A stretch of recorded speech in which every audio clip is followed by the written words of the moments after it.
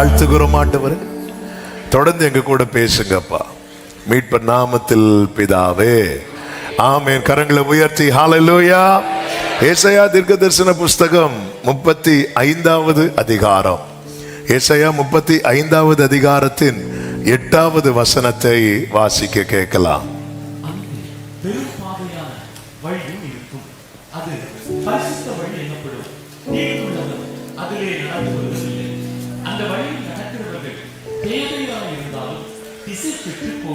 அப்படியே 10வது வசனத்தை வாசிங்கள். கர்த்தரால் மீட்கப்பட்டவர்கள் திரும்பி ஆனந்த களிப்புடன் பாடி சீயோனுக்கு வருவார்கள். நித்திய மகிழ்ச்சி அவர்கள் தலையின் மேல் இருக்கும், சஞ்சலமும் தவிப்பும்.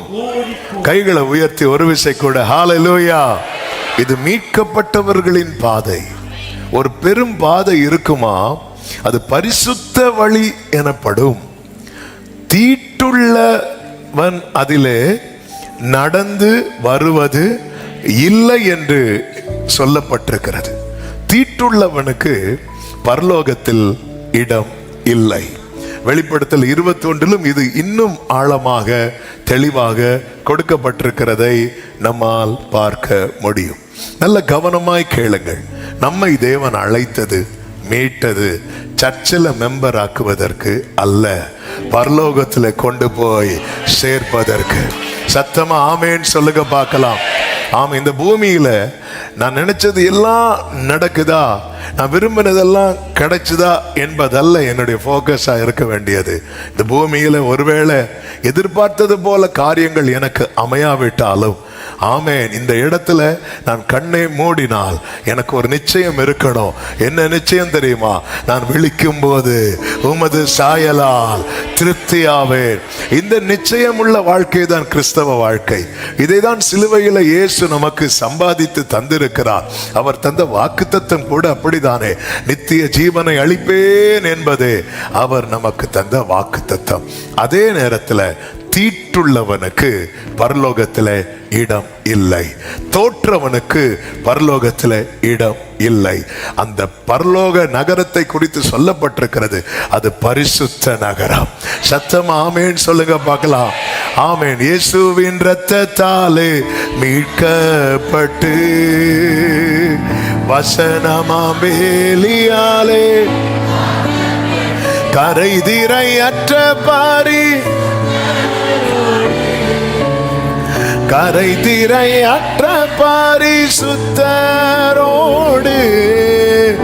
ஏழையாம் பொன் வீதியில்,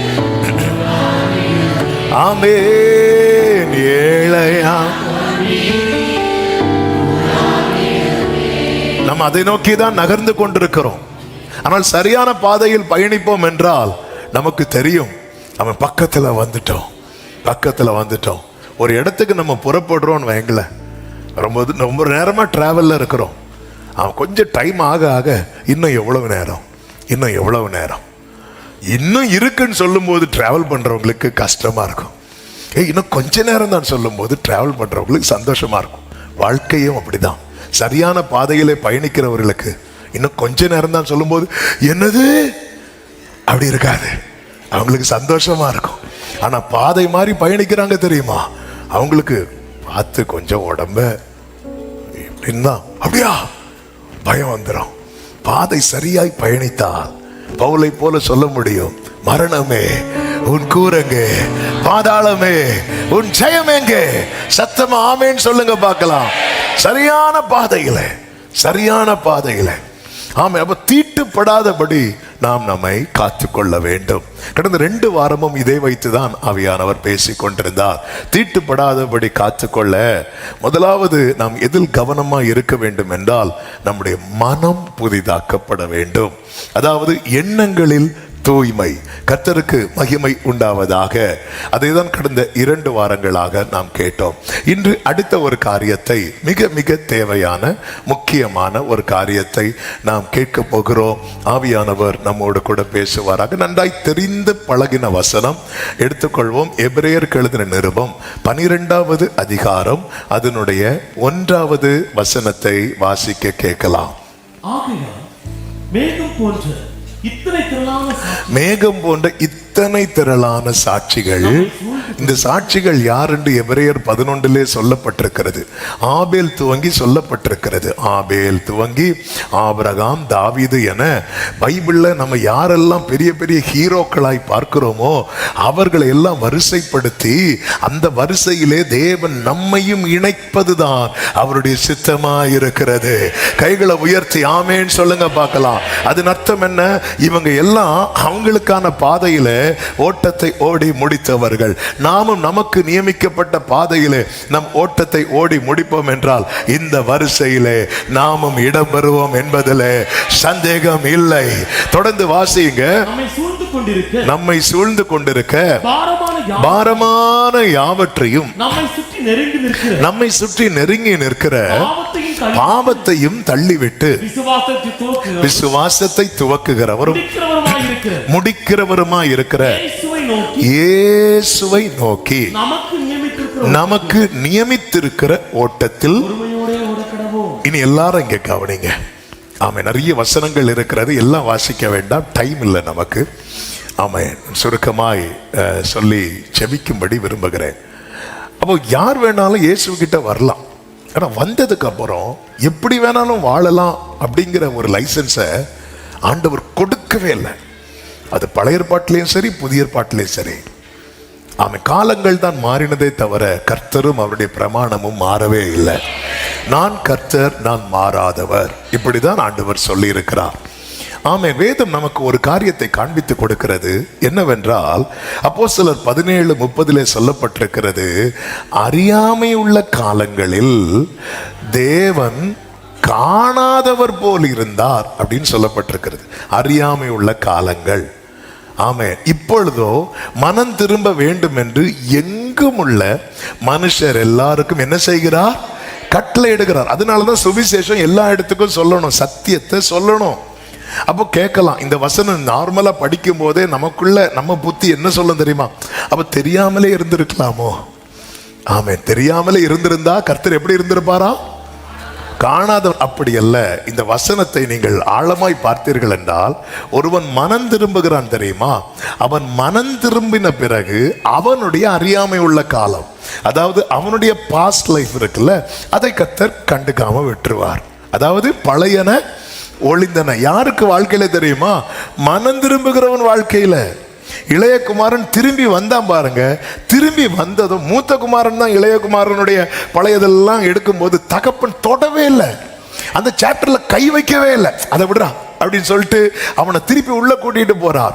ஒருவன் கிறிஸ்துவுக்குள் இருந்தால் அவன் புது சிருஷ்டியா இருக்கிறான். பழையன என்ன ஆயிட்டு? ஒளிந்து போயின, எல்லாமே புதிதாயின. அப்ப நம்ம பல நேரத்தில் ஐயோ இவங்கெல்லாம் அறியாம இல்லை, கிறிஸ்துவுக்குள்ள வந்த பிறகு. ஆமே, நீங்க லேவியராகமம் 5வது அதிகாரம் அதனுடைய 17வது வசனத்தை வாசித்தால் அதுல இப்படி சொல்லப்பட்டிருக்கும். வாசியுங்கள். இந்த வேர்டை கவனிக்கணும்.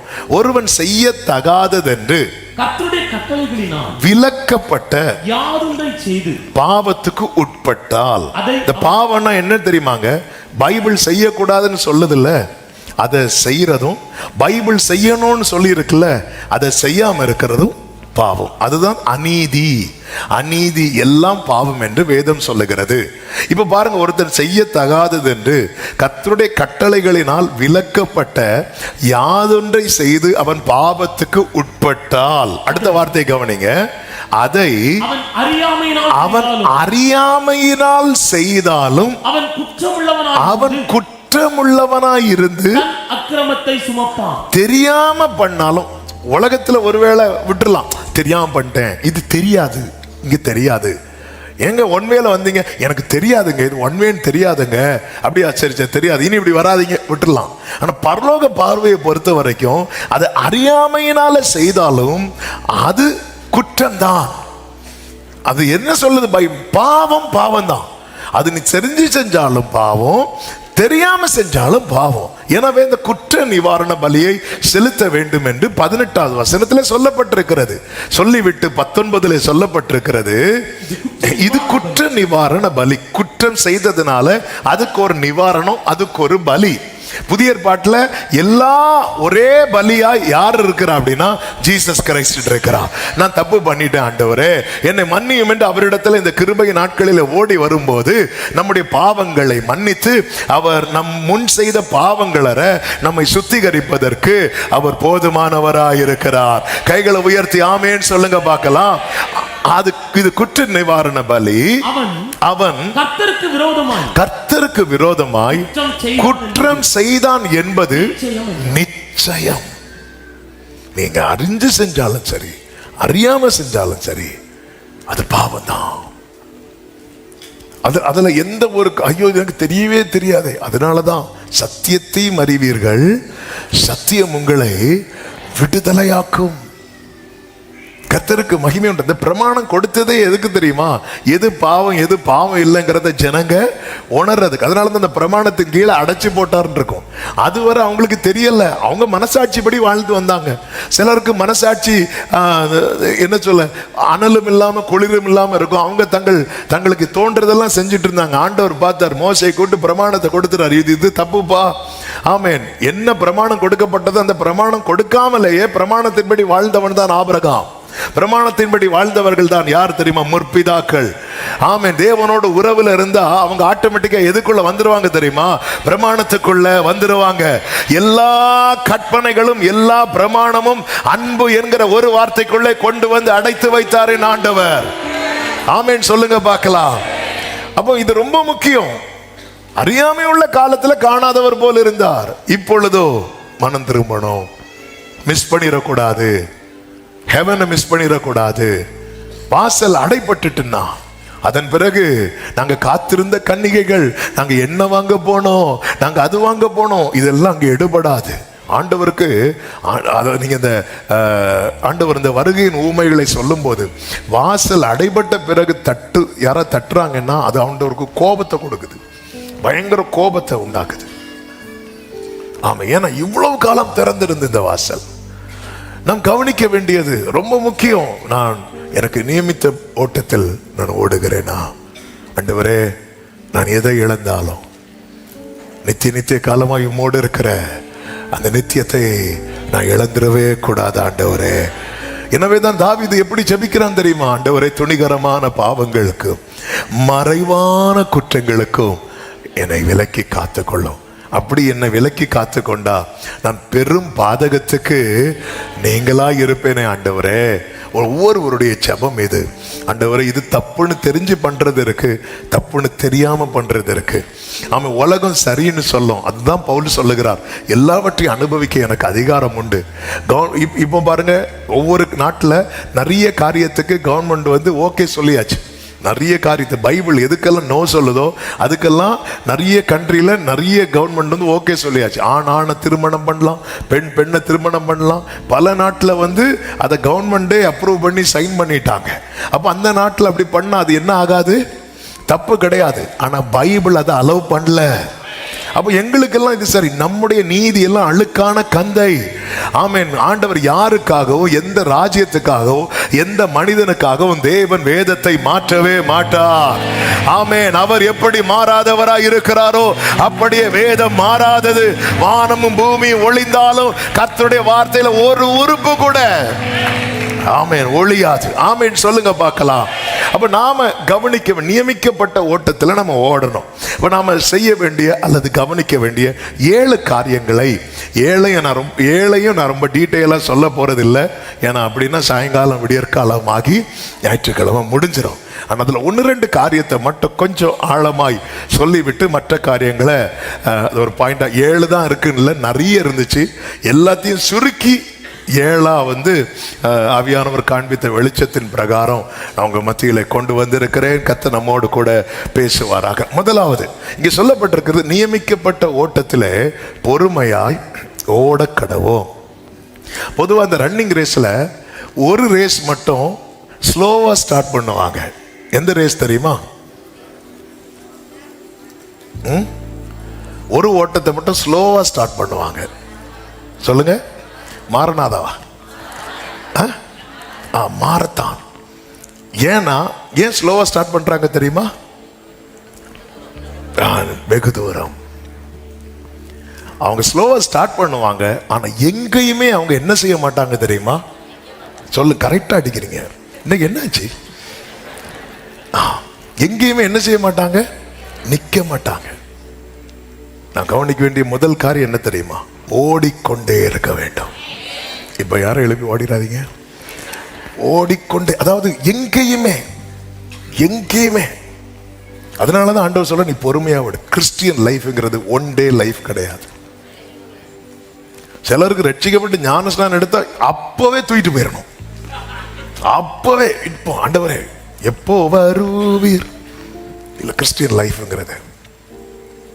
பவுல் சொல்லுகிறார், நான் அனுதினமும் சாகிறேன். டெய்லி. அதாவது இந்த விசுவாச ஓட்டத்தினுடைய காரியத்தை நீங்க பாத்தீங்களா? விசுவாசத்தை துவக்குகிறவரும். இந்த விசுவாச ஓட்டத்தில் பாஸ் பட்டன் கிடையாது. நம்ம பாஸ் ஆகிறது வரைக்கும் ஓடிட்டே இருக்கணும். அதன் அர்த்தம் என்ன அப்படின்னா, ட்ராக் மாறக்கூடாது. ஓடுகிறேனா ஓடுகிறே என் இயேசுவுக்காய். ஏசபேல் சொல்லுவா, நாளைக்கு இந்த நேரத்தில் எலியாக்கு கதையை நான் முடிச்சிருவேன் அப்படின்பா. இந்த செய்தி எலியா கேள்விப்பட்டதும் வேதம் சொல்லுகிறது, அவன் ஒரு நாள் பிரயாணமாய் போய் சூரியச்செடிக்கு கீழே படுத்துக் கொண்டான். போதும் ஆண்டவரே, என் பிதாக்களை பார்க்கலும் நான் நல்லவன் அல்ல, என்னை நீர் எடுத்துக்கொள்ளும். பாருங்க, அவன் சூசைட் பண்றது கூட சூப்பரா பண்றாரு. ஆண்டவரை வச்சு பிளான் போடுறாரு. ஹல்லேலூயா. கிறிஸ்தவ தற்கொலை. ஆண்டவரே எனக்கெல்லாம் நான் படுத்திருப்பேன், நீங்க அப்படியே தூக்கிட்டு போயிருங்க. ஆண்டவர் பார்த்தார், தூதனை அனுப்பி தட்டி எழுப்பி சொல்றாரு, இங்க பாரு, நீ பண்ண வேண்டிய பிரயாணம் வெகு தூரம். நீ முடங்கிறாத. நீ முடங்கிட்டேன்னா உன் வாழ்க்கையில சில காரியங்கள் செய்ய முடியாமல் போய்விடும். எலியா வாழ்க்கையில செய்ய முடியாத ஒரு காரியம் என்ன தெரியுமா? யெகோவா அபிஷேகம் பண்ண முடியல. அது எலியாவுக்கு கர்த்தர் சொன்னது. ஆமென். கர்த்தருக்கு மகிமை உண்டாவதாக. நம்ம முடங்கிட்டோம்னு வைங்களேன், நம்முடைய வாழ்க்கையில சில காரியத்தை நிறைவேற்ற முடியாமல் போய்விடும். அதாவது இயேசு என்ன காண்பித்து தந்து போறாருன்னா, நம்முடைய ஃபைனல் வேர்டு எதுவா இருக்கணும் தெரியுமா? It is finished. நான் நல்ல போராட்டத்தை போராடினேன். இயேசு finished-னாரு. அதை ஃபாலோ பண்ணி வந்த அப்போஸ்தலனாகிய பவுலும் finished அப்படின்ட்டாரு. I have finished my course. எனக்கு ஒப்புவிக்கப்பட்டது, என்னுடைய ரேஸை நான் ஃபினிஷ் பண்ணிட்டேன். ஒவ்வொரு தேவ பிள்ளையும் அதுக்கு தான் என்னன்னா ஓடிட்டே இருக்கணும். பவுல ஓட முடியாதபடிக்கு ஒரு முள்ளு குத்துது. ஆண்டவரே இந்த முள்ளு எடுத்துருக்கு. இல்ல என் கிருபையை தார, போயிட்டே இரு. பவுல் அந்த பலவீனம் அவனை தாக்கும் போது பவுல் சொல்ற, இல்ல என்னை பலப்படுத்துகிற கிறிஸ்துவினாலே எனக்கு எல்லாவற்றையும் செய்ய பலன் உண்டு. நம்முடைய ஓட்டம் ஒரு நாள் பிரயாணம் அல்ல, அது நெடுந்தூர பயணம். ஹல்லேலூயா. இங்கே நான் பரதேசியானாலும் அங்கே ஓரிடம் உண்டு. இங்கே நான் பரதேசி, ஆமென், அங்கே ஓரிடம் உண்டு. கைகளை உயர்த்தி ஆயத்தமாக்கி அழைத்து செல்வார். நம்பி நான் காத்திருப்பேன். ஆமென். ஆயத்தமாக்கி நம்பி நான். இஸ்ரவேலர் எகிப்திலிருந்து புறப்பட பண்ணினார். புறப்பட்டவர்கள் கானானை போய் அடையும் வரை அவங்க சஞ்சரித்து கொண்டுதான் இருக்க வேண்டும். ஆமென். இப்ப இவங்க பாருங்க, சிவந்த சமுத்திரத்துக்கு முன்னாடி நிக்கிறாங்க. சிவந்த சமுத்திரத்துக்கு முன்னாக நின்னதும் இவங்க என்ன பண்ணியிருக்கணும் அப்படின்னா, ஆண்டவரே எங்களுக்கு முன்னாக போக முடியவில்லை ஆண்டவரேன்னு ஃபீல் பண்ணியிருக்கணும். யாருமே ஃபீல் பண்ணல. இவங்கெல்லாம் எப்போ ஃபீல் பண்ணுவாங்க தெரியுமா? பார்வோன் வரும்போது என்ன சொல்லி ஆண்டவர் கொண்டு வந்தார்? பாலும் தேனும் ஓடுகிற கானான் தேசத்தை. பார்வோன் வரதுக்கு முன்னாடி சிவந்த சமுத்திரத்தில் இவங்க போய் பாளையம் இறங்குறாங்கல்ல, யாராவது அழுதாங்களா? யாராவது முறையிட்டாங்களா? யாராவது கத்துனாங்களா? இல்ல. ஏன்னா பிரச்சனை இல்லை. அதாவது பிரச்சனை இல்லாத ஒரு வாழ்க்கை என்று வரும்போது நாம் எதை மறக்கிறோம் தெரியுமா? பரலோகத்தை மறக்கிறோம். நம்ம பரலோகத்தை அதிகமா நினைச்சது கோவிட் டைம் தானே. அந்த டைம் வருகை செய்தி யாராவது போட்டா முடிஞ்சு. ஆமா, கடைசி காலத்தில் சம்பவிக்கும் அடையாளங்கள் பார்த்துட்டு எல்லாரும் பின்னாடி ஒரு பிரச்சனை இல்லை. நான் ரொம்ப சேஃபா இருக்கிறேன், நான் செட்டில் ஆயிட்டேன் அப்படின்னாலே எனக்கு எது மறக்குது அப்படின்னா, நம்முடைய ஜெபமே அதுக்கு சாட்சி. நம்முடைய ஜெபமே அதுக்கு சாட்சி. இப்ப பாருங்க, பார்வோன் வரான். மோசே வந்து பயங்கரமா ஃபெய்த்தை வந்து டிக்ளேர் பண்றாரு. இன்றைக்கு நீங்கள் காண்கிற எகிப்தியனை எப்படி சொல்லுவார் தெரியுமா? நீங்கள் நின்று கொண்டு கர்த்தர் உங்களுக்கு செய்யும். ஆண்டவர் மோசே கூப்பிட்டு நின்று கொண்டா, புறப்பட்டு போ அப்படிம்பார். மோசே சொல்வார், நீங்கள் நின்று கொண்டு கர்த்தர் உங்களுக்கு செய்யும். யாத்திராகமம் 14:13. இதை சொன்னதும் கர்த்தர் மோசையை கூப்பிட்டு யாத்திராகமம் 14:15, நீ என்னிடத்தில் முறையிடுகிறது என்ன? புறப்பட்டு போங்கள். உன்னை நிக்க வைக்கிறதுக்கல்ல இங்க கொண்டு வந்தது. எந்த பாதையையும், எஸ், எந்த சூழ்நிலையும் ஆண்டவரே நான் இதுல நின்று ஆண்டவரே, ஆமென். அப்படியே இஸ்ரவேலர்கள் இந்த கானானை அடையும் வரைக்கும் ஏலிம்ல கொண்டு போனார் பாருங்க. மாரா கிட்ட வந்தது, எப்படா இந்த மாறாவை நம்ம தாண்டுவோம் இருக்கோம். ஏலிம் கிட்ட வந்ததும், ஆண்டவரே ஆண்டவரே சீக்கிரம் கொண்டு போயிடாதீங்க ஆண்டவரே, அப்படியே உட்கார வச்சிருங்க. ஆமா, இந்த ஸ்கூல்ல சில பீரியட் இருக்கும் பாருங்க, சில ஃபேவரட் பீரியட் வரும் பாருங்க. அப்போ வரும்போது ஐயோ சீக்கிரம் முடியுதே. ஆனா சில இன்னும் ஃபேவரட்டான பீரியட் வரும். ஐயோ டைம் போகவே, சில டைம் அதே தானா, அப்படி இருக்கும் நம்ம லைஃப்ல. சில பகுதியை பார்த்தா இது போகவே மாட்டேங்குது. சில பகுதி பார்த்தா ஐயோ ஸ்பீடா போகுது. இப்பதான் விளையாட வெளியே விட்டாங்க, அதுக்குள்ள விசில் அடிச்சுட்டாரு. அவர் வாயிலிருந்து அந்த விசில வாங்க. அப்படிதான் தோணும் நமக்கு லைஃப்ல. மாறாவை பார்த்தா எப்ப மாத்துவீங்க ஆண்டவரே? ஏலிம வந்தா, ஆண்டவரே நீங்களும் வாங்க, இங்கே உமக்கு ஒரு கூடாரம், மோசைக்கு ஒரு கூடாரம், எலியாவுக்கு ஒரு கூடாரம். கிளம்பு பேதுரு, ஓடு. இல்ல, நம்முடைய ஓட்டம், இந்த பாதை எனக்கென்று அந்த ஒரு தெளிவு தேவ பிள்ளைக்கு வேணும். இந்த ஓட்டத்தை யாரும் முடக்க நம்ம அலோவ் பண்ணவே கூடாது. ஒரு தேவ மனிதனை குறித்து வேதத்தில் சொல்லப்பட்டிருக்கிறது. 1 ராஜாக்கள் 13வது அதிகாரத்தில். அந்த சம்பவத்தை லைட்டா சொல்றேன், இல்லைன்னா பாதியில இருந்து சொன்னது போல இருக்கும். எரோபியாம் என்பவன் என்ன செய்கிறான் என்றால், அவன் ஒரு பலிபீடத்தை கட்டி ஆண்டவருக்கு பிரியமில்லாத காரியத்தை செய்ய ஆரம்பிக்கிறான். அவனே ஒரு பலிபீடத்தை கட்டி துணிந்து, இந்த எரோபியாம் சாப்டருக்குள்ள வரதுக்கு ரீசனே ரெகோபியாமுனால. சாலமோன் நாட்களிலே கர்த்தர் அதை வாக்கு பண்ணிட்டார். இந்த எரோபியாம பொறுத்த வரைக்கும் ஒரு உலகத்தான் என்று சொல்லலாம். ஒரு உலகத்தான். அவனுக்கும் அந்த உடன்படிக்கை, கர்த்தருடைய வாக்கு தத்துவம், கர்த்தருடைய பிரமாணம், இதெல்லாம் ஒண்ணுமே தெரியாது. அவன் ஏதோ வந்து போகிறவன். என்ன பண்றான்? பலிபீடம் கட்டுறான். அவன் இஷ்டத்துக்கு பலிபீடம் கட்டுறான், பலி செலுத்துறான். உடனே ஒரு தேவ மனிதன் அங்கே வருகிறான். கர்த்தருடைய தீர்க்கதரிசியாகிய ஒரு தேவ மனிதன். அவன் வந்து சொல்லுகிறான், இந்த பலிபீடம் வெடிக்கும் அப்படிங்கிறான். அதே போல வெடிக்குது. நீ கர்த்தருக்கு விரோதமா தப்பு பண்ணிட்டேல்ல, பாரு ஆண்டவர் இப்படி பண்ணுவாருன்னு சொன்னதும் அவனுக்கு கோபம் வந்து எரோபியாம் என்ன பண்றான் அப்படின்னு அவனுக்கு நேராக கையை நீட்டுறான். கையை நீட்டினதும் என்னாச்சு? அவன் கை அப்படியே மரத்து போயிருக்குது. உடனே அவன் அழுறான், ஐயோ என் கையை மடக்க முடியல, நீ பழையது போல ஆக்கி தந்துரு அப்படி சொல்லி அழும்போது அவன் அதே போல சொல்றான், அவன் கை பழையது போல ஆகிறது. இப்பொழுது எரோபியாம் என்ன செய்கிறான் என்றால், அந்த தேவ மனிதனை கூப்பிட்டு சொல்லுகிறான், நீ என் கூட வா, என் கூட வந்து சாப்பிடு அப்படி சொல்லும்போது இந்த தேவனுடைய மனிதன் சொல்லுகிறான். வாசிகள் 1 ராஜாக்கள் 13:8. தேவனுடைய மனுஷன் ராஜாவை நோக்கி, நீர் எனக்கு உம்முடைய வீட்டில் பாதி கொடுத்தாலும் நான் உம்மோடே வருவதும் இல்லை, இந்த ஸ்தலத்தில் அப்பம் புசிப்பதும் இல்லை, இந்த ஸ்தலத்தில் அப்பம் புசிப்பதும் இல்லை, தண்ணீர் குடிப்பதும் இல்லை. ஏன்னா ஆண்டவர் அப்படி சொல்லி இருக்கிறார்.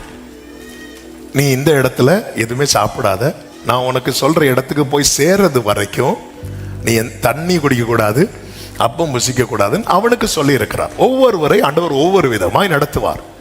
அவனுக்கு அந்த தெளிவு இருந்ததுனால அவர் என்ன சொல்றாருன்னா, நீங்க ஆஸ்தியில உங்களுடைய வீட்டுல பாதி எனக்கு தந்தாலும், ஏன்னா அவன் எதுல ரொம்ப உறுதியா இருக்கிறான் தெரியுமா? ட்ராக் மாறிடக்கூடாது.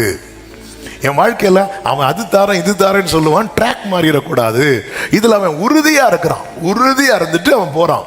புறப்பட்டு போகும்போது குறிப்பிட்ட இடத்துல வரும்போது அவன் என்ன செய்கிறான் அப்படின்னா, ஒரு கர்வாலி மரத்துக்கு கீழே போய் உக்காந்தான். இங்கதான் பிரச்சனை ஆரம்பிக்குது.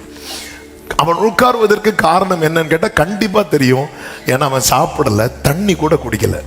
தண்ணி கூட குடிக்காம பாருங்க, 1 hour ப்ரீச் பண்ணும் போதே 4 வாட்டி தண்ணி குடிக்கிறேன்.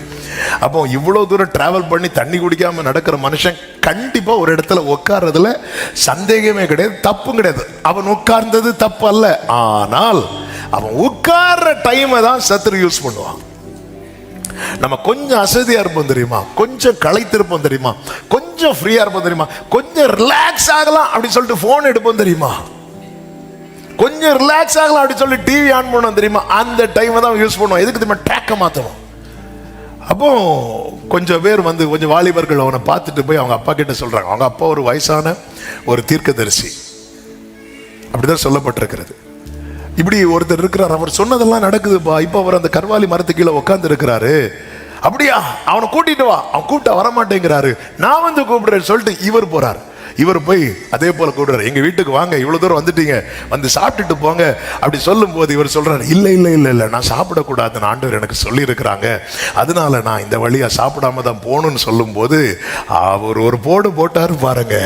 உங்ககிட்ட அப்படியே சொன்னார், என்கிட்டயேவா சொல்ற, நான் எவ்வளவு பெரிய ஆளு. அது ஆண்டவர் தூதனை என்கிட்ட அனுப்பினார். என்கிட்ட அனுப்பி சொன்னார், அவனை கூட்டு போய் என்ன கொடு, சாப்பாடு கொடுன்னு சொன்னார். உடனே நம்மளும் எழுப்பி சில தீர்க்க தரிசனம்லாம் திரும்ப திரும்ப கன்ஃபார்ம் பண்ணுவோம். ஆனா நமக்கு பிடிச்சது மாதிரி ஒரு தீர்க்க தரிசனம் வந்துட்டுன்னு வைங்களேன், கன்ஃபார்ம் பண்ணவே மாட்டோம். அது அப்படியே தான், எனக்கு சந்தேகமே இல்லை. அவன் என்ன பண்றான் தெரியுமா? எழுந்து போறான். அதன் பிறகு நீங்க கீழே படிச்சீங்கன்னா தெரியும், அவன் ஓட்டம் பாதியிலே முடிஞ்சிட்டு ஒரு சிங்கம் அவனை கொன்று போட்டது என்று சொல்லப்பட்டிருக்கிறது. இனி நல்லா கவனிக்கணும். இவனை ட்ராக் மாற பண்ணது, இந்த வேர்டை வந்து நான் ரொம்ப நடுக்கத்தோடு நான் ஆண்டவர் இது தெளிவா சொன்னதுனால சொல்றேன். இவனை ட்ராக் மாற பண்ணது உலகத்தான் அல்ல, ஆண்டவருடைய மனுஷன்னு சொல்ற ஒருத்தன். சத்துரு இப்படிதான் பண்ணுவான், சத்துரு இப்படிதான் பண்ணுவான். இவனை ட்ராக் மாறினது ஒரு உலகத்தானால அல்ல, யெரொபெயாமால அல்ல. யெரொபெயாம் வச்ச ஆஃபரை இவனால தள்ள முடிந்தது. ஆனா ஒரு தீர்க்கதரிசி என்கிற நாமத்துல ஒருவன் வருகிறான். அவன் வந்து சொல்லுகிறான், ஆண்டவர் என்கிட்ட இப்படி சொன்னார். இவன் உடனே எஸ் சொல்லிட்டு, ஏன்னா இவன் இப்பதான் வரான், இவன் பேர் கூட நமக்கு தெரியாது, இப்பதான் புதுசா ஃபீல்டுக்குள்ள என்ட்ராகிறான், புதுசா விசுவாசத்துக்குள்ள என்ட்ராகிறோம். அப்படி இருக்கும்போது நாங்கெல்லாம் பல நாட்கள் இதெல்லாம் ஆண்டவர் எங்கள்கிட்ட பிரத்யட்சமா இப்படி காட்டினார் அப்படி காட்டினார் என்று சொல்லி மாற்றும் போது ஒருவேளை யோசிக்கிறதுல தப்பு கிடையாது, இருக்கலாம், சொல்லி இருக்கலாம். ஏன்னா இவர் ஒரு வயசான தீர்க்கதரிசி அல்லவா, சொல்லி இருக்கலாம். ஒன்றை புரிந்து கொள்ளுங்கள். அப்போ நமக்கு ஒரு கேள்வி எழும்பலாம். என்ன கேள்வி என்றால், ஆண்டவர் அப்போ மாற்ற மாட்டாரா? மாற்றுவார், சில காரியத்தை மாற்றுவார். இப்ப எசேக்கியா கிட்ட சொல்லுவார் பாருங்க, ஏசாயாவை வச்சு சொல்லுவார், உன் வீட்டு காரியத்தை ஒழுங்குபடுத்தும், நீ பிழைக்க மாட்டீர், மரித்து போவீர் என்று. இதை யார் வந்து சொல்லுவா? யார் வந்து சொல்லுவா? ஏசாயா வந்து சொல்லுவார். உடனே இவரோடு அழ ஆரம்பிப்பார். அழுததும் எசேக்கியாவுக்கு அடுத்து ஆண்டவர் மாத்தினாரா இல்லையா? உன் ஆயுசு நாட்களோட 15 வருஷத்தை கொண்டு. இதை யார வச்சு சொன்னார்? எரேமியாவா, எசேக்கியேலா, தானியேலா? யார வச்சு உன் வீட்டு காரியத்தை ஒழுங்குபடுத்துன்னு சொன்னாரோ அந்த நபரை வச்சு என்ன அதன் அர்த்தம் தெரியுமா? கர்த்தர் பேசும்போது அதுல குழப்பம் இருக்காது, அதுல தெளிவுதான் இருக்கும். ஆமே. நம்ம என்னன்னா, இவங்க இப்படி சொல்லிட்டாங்க, அவங்க அப்படி சொல்றாங்க, இவங்க என்னடா இப்படி சொல்றாங்க, அவங்க என்ன, ஓ பல காரியங்கள். என்ன பண்ணி இருக்கணும்? ஆமே. தேவ மனிதனே, ஆண்டவர் உங்ககிட்ட எப்படி பேசினார்? உங்களுக்கு எப்படி புரிஞ்சுது இந்த இடத்துல தண்ணி குடிக்க கூடாது, சாப்பிடக்கூடாது? உங்களுக்கு புரியுற மாதிரி பேசினார்ல. அப்ப நீங்க என்ன பண்ணிருக்கணும்? இவங்க சொன்னதுமே என்ன பண்ணிருக்கணும்னா வெயிட் பண்ணிருக்கணும்.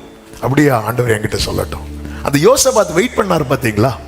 யோசபாத் ஆகாபோடு சம்பந்தம் கலந்து 2 பேரும் யுத்தத்துக்கு போக ரெடி ஆகுறாங்க. அப்ப ஆகாப் என்ன பண்றான் அப்படின்னா 400 தீர்க்கதரிசிகளை கூப்பிடுறான். 400 பேரும் ஒரே மாதிரி போய் சொல்றாங்க. ஆனா யோசபாத்துக்கு திருப்தி இல்ல. வேற வேற ஆள் இல்லையா? எடுத்ததுமே 400 பேரை கூப்பிட்டுருக்க மாட்டான் ஆகாப், ஒவ்வொருத்தரையா கூப்பிட்டுருப்பான். வேற ஆள் இல்லையா? வேற வேற. ஏன்னா அவருக்கு தெளிவு இல்ல. வேற வேற 400 பேரை கூப்பிட்டாச்சு.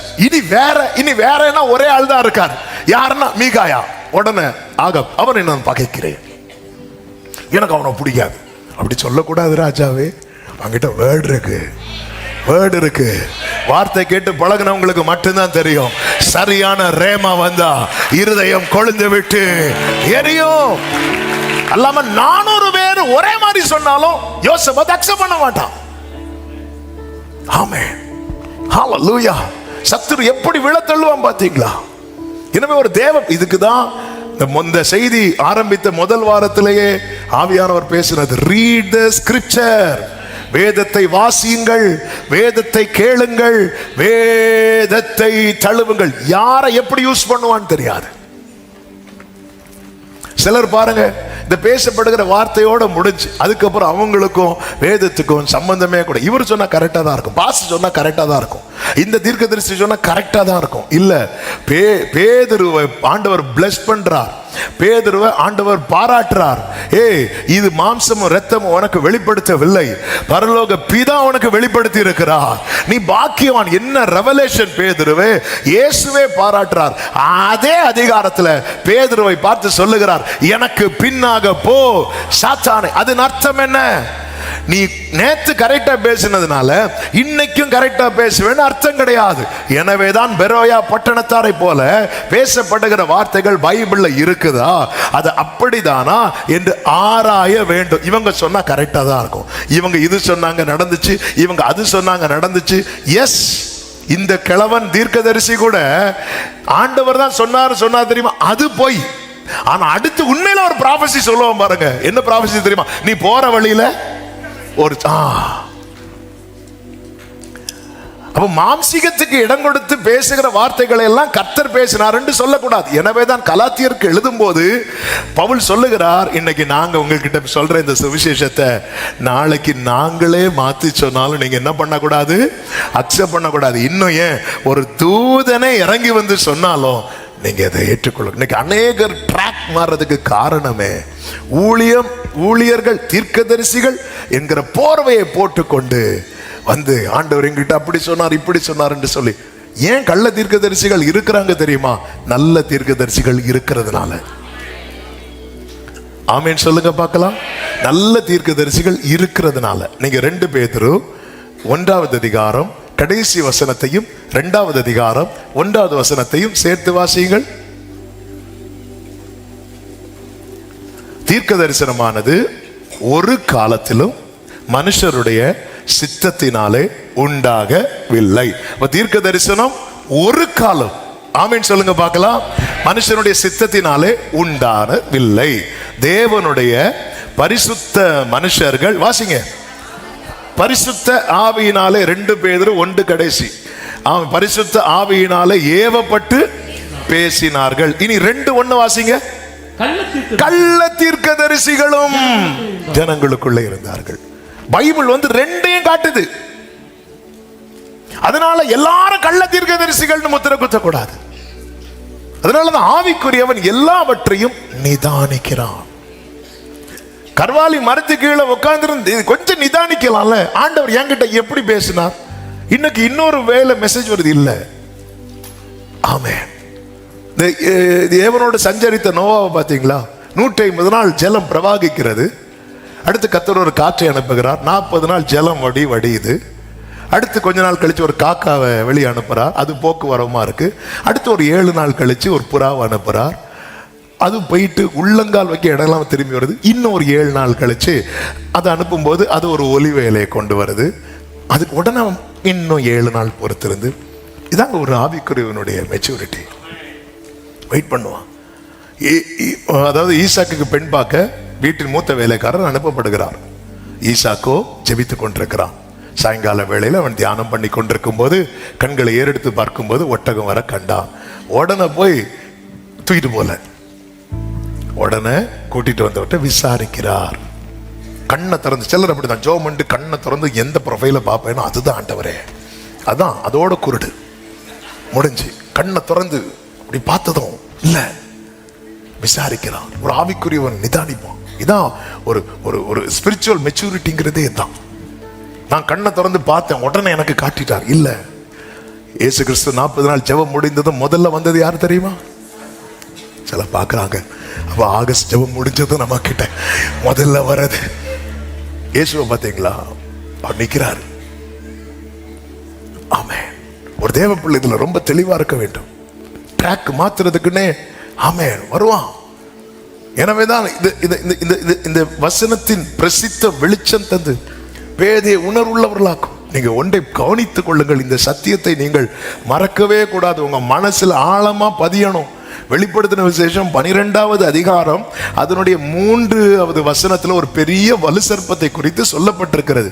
இந்த வலுசர்ப்பம் என்ன செய்ததாம் 4வது வசனத்திலே சொல்லப்பட்டிருக்கிறது, அதின் வால் வானத்தின் நட்சத்திரங்களில் 3 ஒரு பங்கை இழுத்து அவைகளை பூமியில் விழத்தள்ளிட்டு. நல்ல கவனிங்க, இது ஆவிக்குரிய கண்ணோட்டத்தோடு சொல்லுகிறேன். இந்த இழுத்து விழத்தள்ளப்பட்ட நட்சத்திரங்கள் யார் என்று அதனுடைய 9வது வசனத்திலே சொல்லப்பட்டிருக்கிறது. பாருங்கள், உலகம் அனைத்தையும் பிசாசு என்றும் சொல்லப்பட்ட பழைய பாம்பாகிய பெரிய வலுசர்ப்பம் தள்ளப்பட்டது. அது பூமியில விழத்தள்ளப்பட்டது. அதனோட கூட அதை சேர்ந்த தூதரும் தள்ளப்பட்டார்கள். நேற்று இரவு இந்த வார்த்தையை வைத்து தியானிக்கும் போது, அதாவது தூதர்கள்ல 3 ஒரு பங்கை இவன் என்ன பண்ணிட்டான் தெரியுமா? இழுத்து தள்ளுறான். வானத்துல 3 ஒரு பங்கு அவன் தள்ளிட்டான். பூமியில 2 1. இதை யார் சொன்னா? இயேசு சொன்னார். 2 பேர் படுத்திருப்பார்கள், ஒருவன் எடுத்துக் கொள்ளப்படுவான். தூதர் கூட்டத்தில் 3 1, மனுஷன் கூட்டத்தில் 50-50 தூக்குறான். ஆவியானவர் சபைகளுக்கு சொல்லுகிறதை காதுள்ளவன் கேட்க கடவன்.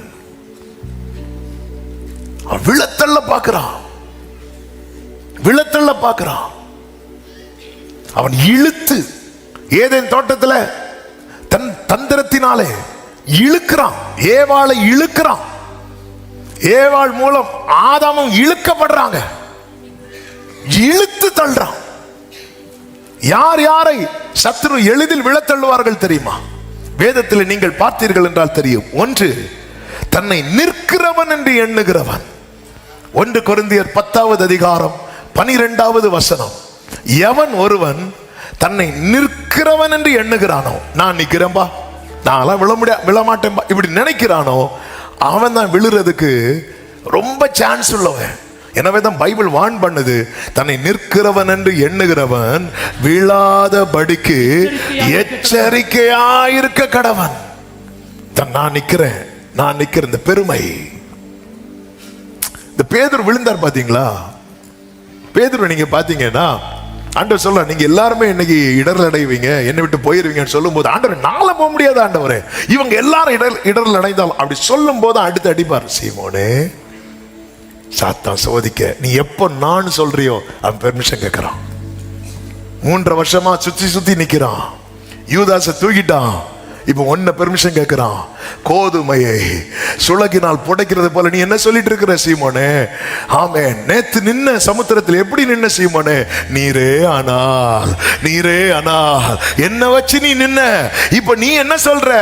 ஆண்டவரே, நான் நின்றுவேன், நான் நின்னுட்டேன் ஆண்டவரே, நேத்து நின்னுட்டேன் ஆண்டவரே. இல்ல, நீ நிக்கிற நான் சொல்லும் போதே சாத்தான் வந்து பெர்மிஷன், அவன் நிக்கிறான். அவன் இந்த சான்ஸை தான் பார்த்துட்டு இருக்கிறான்.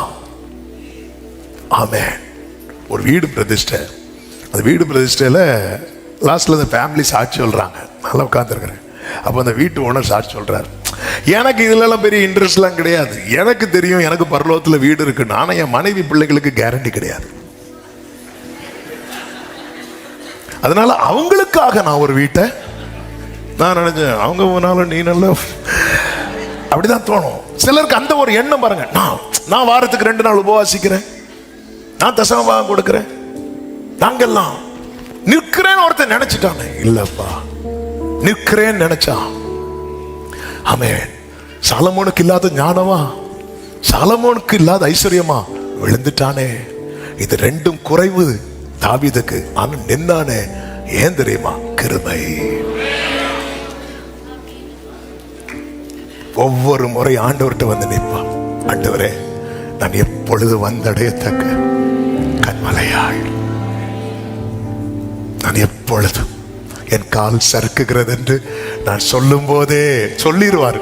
அப்பா கால் ஒரு மாதிரி சறுக்குதுப்பா அப்படி சொல்லிடுவாராம். சாலமோன் ஞானத்தை வச்சு அதை சொல்லல, அதை சொல்லாம வேறெல்லாம் சொல்லிட்டு இருக்கான். மாயை மாயை மாயை மாயை, வானத்துக்கு கீழே பூமிக்கு மேல, இதெல்லாம் பாத்தியா? உன் காலு கீழே பாத்தியா? அவன் வெடி வச்சிருக்கிறான். அதை பார்க்க நாங்க வானத்துக்கு கீழே பார்ப்போம், பூமிக்கு மேல பார்ப்போம். தாவீது சொல்றான், அப்பா என் கால் ஒரு மாதிரி ஆடுதுப்பா, எனக்கு என்னன்னு தெரியல, என் பார்வை மாறுதுப்பா, எனக்கு கால் தள்ளாடுது ஆண்டவரே. ஞானத்துல நிக்க முடியாது. ஞானம் தேவை, ஐஸ்வர்யம் தேவை, ஆனா விழாம இருக்கணும்னா கிருபை கிருபை கிருபை. ஆமென் சொல்லுங்க பார்க்கலாம். ஹல்லேலூயா ஹல்லேலூயா. நிற்கிறேன் என்று எண்ணுகிறவன். நம்ம நிக்கிறோம். இன்னொன்னு நிர்விசாரம் பாருங்க. அதுல நாளைக்கு பார்த்துக்கலாம், நாளைக்கு பார்த்துக்கலாம். நிறைய ஜெபம் பண்ணல, சரி நாளைக்கு சேர்த்து பண்ணிடலாம் விடு.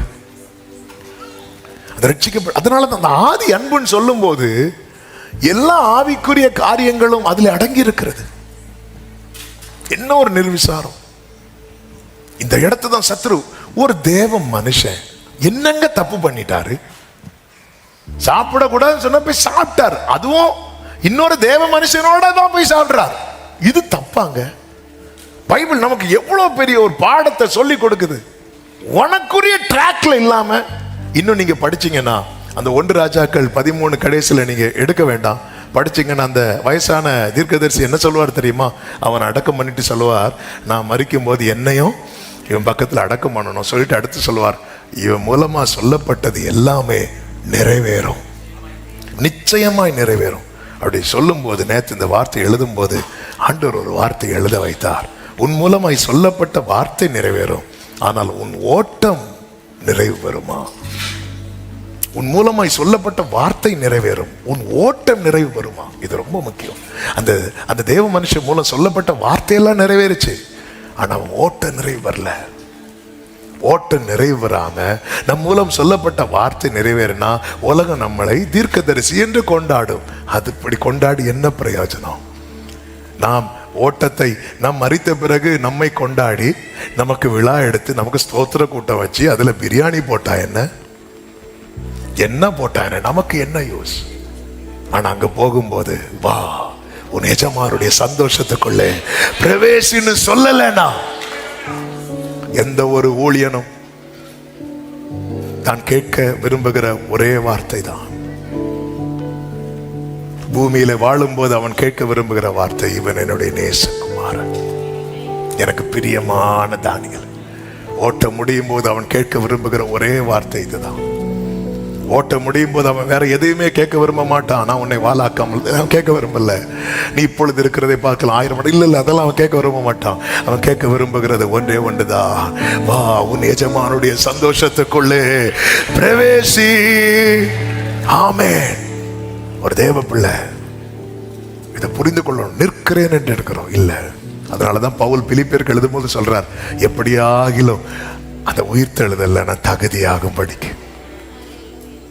ஓடுகிறே ஓடுகிறே என் இயேசுவுக்காய். தன்னை நிற்கிறேன் என்று எண்ணுகிறவன சத்துரு ஈஸியா விழத்தள்ளுவான். 3 1 பங்கு வானத்துல, 2 1 பூமியில. ஒரு தேவ பிள்ளை இதை புரிந்து கொள்ள வேண்டும். அடுத்து அவன் யாரை எளிதில் விழத்தள்ளுவான் தெரியுமா? 2 பேதுரு 2:14 சொல்லப்பட்டிருக்கிறது, உறுதி இல்லாத ஆத்துமாக்கள். உறுதி இல்லாதவங்க, வசனத்துல உறுதி இல்லாதவங்க, விசுவாசத்துல உறுதி இல்லாதவங்க, ஜெபத்துல உறுதி இல்லாதவங்க, இவங்களை அவன் தந்திரமாய் பிடித்து என்று சொல்லப்பட்டிருக்கிறது. தந்திரமாய் பிடிப்பான். ஏவாளை பிடிச்சான் பாத்தீங்களா? எவ்வளவு தந்திரமா பிடித்தான். இதை தோட்டத்தில் உள்ள கனிகள் ஒன்றையும் புசிக்க கூடாது என்று சொன்னாரோ அப்படின்னா, இல்ல அப்படி ஒண்ணு சொல்லலையே, எல்லாத்தையும் புசிக்கலாம் தான் சொன்னார். அப்ப ஏன் இதை சொல்லல? அவன் எடுத்ததுமே அந்த பழத்தை காட்டல. அவன் எடுத்ததுமே அப்படி காமனா கொண்டு பேச ஆரம்பிக்கிறான். தந்திரமாய் சொல்லிட்டு போயிட்டான். அவள் பழத்தை பறிக்கும் போது சர்ப்பம் கூட இதான் அவன் தந்திரம். அவன் செய்ய வச்சுட்டு ஒதுங்கிடுவான். பழத்தை பறித்து ஏவாள்கிட்ட ஆதாம்கிட்ட கொடுக்கும் போது சர்ப்பம் கூட இல்லை. அவன் தந்திரதான். அப்படி சொல்லிட்டு ஒதுங்கிடுவான். உறுதி இல்லாத ஆத்மா. ஆதாம் ஏவாள் பிடிக்கப்பட்டார்கள். இதே தந்திரத்தை தான் அவன் யார்கிட்ட கொண்டு வந்தான் தெரியுமா? இயேசு கிட்ட கொண்டு வந்தான். அவர் தான் வார்த்தையே. அவர் சாத்தானை எப்படி அடிச்சாரு தெரியுமா? வார்த்தையால மட்டும். நல்ல கவனிங்க. சாத்தான் ஒரு தோல்வியை கண்டு போகிறவன் அல்ல. அவன் தோத்துட்டே இருந்தாதான் விலகுவான். அவன் தோத்துட்டே இருந்தா மட்டும்தான் விலகுவான். ஒரு சோதனை கொண்டு வரான், தோக்குறான். 2 கொண்டு வரான், தோக்குறான். 3 கொண்டு வரான், தோக்குறான். சில காலம் விலகி இருக்கிறான், திரும்பி வரான் சாகிறதுக்கு. சாத்தான் நம்ம லைஃப்ல தோற்றுக்கொண்டே இருந்தால் மட்டும்தான் ஒரு நாளில் அவன் சீக்கிரமாய் நம் காலின் கீழே நசுக்கப்படுவான். சமாதானத்தின் தேவன் சீக்கிரமாய், ஏன் சீக்கிரம் சொல்லிட்டு உடனே செய்ய வேண்டியதான இல்ல, சீக்கிரமா. அதன் அர்த்தம் என்ன? இயேசுவை பாரு. இயேசு இந்த பூமியில அவர் பிறக்கும் போதே அவரை கொலை செய்ய பார்க்கிறான். ஆனா உடனே அவனை நசுக்கினாரா? இல்ல. ஆனா அவனை தோக்கடிச்சுட்டே இருந்தார். அவனை தோக்க வச்சுட்டே இருந்தார். அதாவது ஒரு இடத்துலயாவது இயேசு தோற்றிருந்தால் அவர் கால் கீழே இருந்திருக்க மாட்டான். அதை வச்சு கிளைம் பண்ணி வருவான். அதான் சாத்தான். மோசேனுடைய சரீரத்துக்காக போய் நின்னா பாத்தீங்களா? நம்ம லைஃப்ல சாத்தான் தோத்துட்டே இருக்கணும். தோத்துட்டு, எங்க அப்பா சொன்ன வார்த்தை எனக்கு மறக்காது. பாரு, படிப்புல ஒருவேளை தோல்வியெல்லாம் பார்க்கலாம், லைஃப்ல மட்டும் தோற்றுறாத அப்படின்னு சொல்லி என் தோல்ல கை வச்சு சொன்னாங்க. வாழ்க்கையில தோற்றுறாத அப்படின்னாங்க. நான் ஸ்கூல் படிக்கும் போது வாழ்க்கையில தோற்றக்கூடாது. இதெல்லாம் ஒண்ணும் கிடையாது. இதெல்லாம் மார்க்கெல்லாம் ஒரு நம்பர். ஓகே, உனக்கு அடுத்த படிப்பு போயிட்டேன்னா இந்த மார்க்கு நோ யூஸ். பட் ஒரு லைஃப்ல நீ தோத்துட்டேன்னா எல்லாரும் பார்த்து சிரிக்க ஆரம்பிச்சிருவாங்க. அன்பு சபையை லைஃப்ல தோத்துடக்கூடாது. நம்முடைய அந்தரங்கத்தில் தோத்துடக்கூடாது.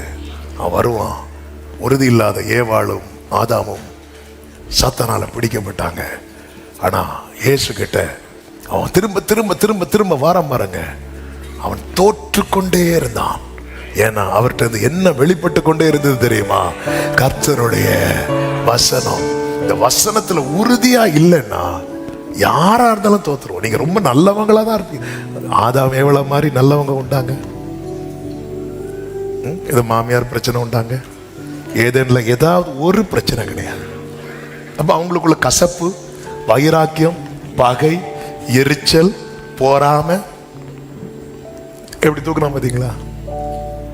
நம்ம எல்லாமே வச்சிருக்கோம், ஃபுல் பேக்கேஜ். இந்த சைடு தட்டினா கசப்பு, இந்த சைடு தட்டினா போராம, இந்த சைடு தட்டினா அவனுக்கு ஈஸி இல்ல. நிற்கிற உறுதி இல்லாத வசனத்துல உறுதியா இருக்கணும். டெய்லி பைபிள் ரீடிங் எத்தனை பேருக்கு இருக்கிறது? கை தூக்க வேண்டாம். சிலருக்கு அது கஷ்டமாயிரும், அதனால இதெல்லாம் கை தூக்க சொல்ல மாட்டேன். அவங்க லைஃப்ல யோசித்து பாருங்க. நம்மளை ஏமாத்திட்டு இருக்கிறோம் தெரியுமா? அவன் ஈஸியா தூக்கிட்டு போயிட்டே இருக்கிறான். வானத்துல தூதர்களை எப்படி விழ வச்சிருப்பான்னு நினைக்கிறீங்க? அவன் தன்னை தேவன் எனப்படுவது எதுவோ, ஆராதிக்கப்படுவது எதுவோ அதுக்கு மேலாக தன்னை காண்பித்து அப்படியே வஞ்சித்து வஞ்சித்து வஞ்சித்து ஒரு கூட்டத்தை தன் பக்கம் 3 பேர்கிட்ட சொன்னான்னா அதுல 2 பேர் ரிஜெக்ட் பண்ணாலும் ஒரு ஆள் அக்செப்ட் பண்றாங்க. தூதர்களுக்கு நம்மளை போல மாம்ச உணர்வுகள் எதுவுமே கிடையாது, ஒன்றும் கிடையாது. பணிவிடை ஆவிகள், அது ஸ்பிரிட், அதுக்கு மாம்சம் கிடையாது. அப்படிப்பட்ட உணர்வு இல்லாதவர்களையே சாத்தான் எவ்வளவு ட்ரிக்கா 3ல் 1 தன் பக்கம் இழுக்கிறான் அப்படின்னா நம்ம எல்லாம் ஏமாத்துறோம். எனவேதான் ஒரு தேவ பிள்ளை வசனத்துல உறுதியாய், ஆண்டவர் அதனால தானே சொன்னார், நான் சொல்லி இந்த வார்த்தைகளை கேட்டு அவைகளின்படி செய்கிறவன் எவனோ அவன் கண்மலை மேல் ஆழமாய் தோண்டி அஸ்திவாரம் போட்டு கட்டப்பட்ட புத்தி உள்ள மனுஷனுக்கு ஒப்பாயிருப்பார். பெரு வெள்ளம் மோதி அடித்தாலும் அது உறுதியா இருக்கும். உறுதி இல்லாத ஆத்துமா. அடுத்து யாரை விழத்தெழும் அப்படின்னா, உடன்படிக்கைக்கு துரோகம் பண்ணுகிறவர்கள். தானியேல் 11வது அதிகாரம் 32வது வசனத்துல சொல்லப்பட்டிருக்கிறது, உடன்படிக்கைக்கு துரோகிகளா இருக்கிறவர்களை இச்சக பேச்சுகளினால் அவன் கள்ள மார்க்கத்தாராக்குவான். ஆனா தேவனை அறிந்திருக்கிற ஜனங்கள் திடன் கொண்டு அதற்கு ஏற்றபடி செய்வார். உடன்படிக்கைக்கு துரோகி. நம்ம தேவனோடு உடன்படிக்கை பண்ணி இருக்கிறோம் என்பதை பல நேரத்தில் மறந்தே போறோம். நமக்கு ஞாபகம் வரதே கம்யூனியன் டேபிள்ல பார்க்கும் போது மட்டும்தான். அல்லது மெம்பர்ஷிப் ஃபார்ம்ல ஞான ஸ்நானம் பெற்றீர்களா, ஆம், டிக். இது ஒரு பெரிய கவர்னட். யாராவது டைம் பாஸ் கல்யாணம் பண்ணுவாங்களா? சிலர் பண்ணுவாங்க. என்ன, எனக்கு அந்த பொண்ணு வேண்டாம் பாஸ்டர். ஏன் வேண்டாம்? நீ இப்பதானடா கல்யாணம் முடிச்ச, அது டைம் பாஸ். இப்படி யாராவது சொல்லுவாங்களா? இல்லை. உடன்படிக்கை அது கொஞ்ச நேரம் தான் நடக்கும், ஃபியூ மினிட்ஸ் தான். ஞானஸ்நான உடன்படிக்கை என்பது ஃபியூ செகண்ட்ஸ் தான். தண்ணீர்ல இறங்கணும், முங்கணும், முடிஞ்சு. ஆனா அது ஒரு தேவனை பற்றும் நல்மனசாட்சியின் உடன்படிக்கை. நான் அவரோடு உடன்படிக்கை பண்ணி இருக்கிறேன். ஒரு புருஷன் மனைவிக்கு துரோகம் பண்ணலாமா? ஒரு மனைவி புருஷனுக்கு துரோகம் பண்ணலாமா? அது போல தேவனோடு உடன்படிக்கை செய்தவர்கள் துரோகம் பண்ணக்கூடாது. அவருக்கு பிரியமில்லாத, அவரை வேதனைப்படுத்துகிற காரியத்தில் துணிந்து செய்யக்கூடாது. அப்படிப்பட்டவர்களை சாத்தான் என்ன பண்ணுவான் தெரியுமா? கள்ள மார்க்கத்தாராக்குவாராம். அந்த வலு சர்ப்பத்தினுடைய வால் 3 ஒரு பங்கை இழுத்து விழத்தள்ளிட்டு நிறைய காரியங்களை காண்பித்து சத்துரு இழுக்கிறது எதுக்கு தெரியுமா? ஒரு நாள் அப்படி அவன் எங்க விழுகிறானோ அந்த இடத்துல அவங்கள விழணும். இதுதான் அவனுடைய டார்கெட். தனக்கு கிடைக்காத பரலோகம் தூதருக்கே கிடைக்க கூடாதுன்னு நினைக்கிறவன், அப்படிப்பட்டவன் மண்ணினால் உருவாக்கப்பட்ட மனுஷனுக்கு கிடைக்கணும்னு நினைப்பானா? எனவேதான் ஆண்டவர் சொல்ல, நியமிக்கப்பட்ட ஓட்டம் இருக்கிறது, நீ பொறுமையாவா.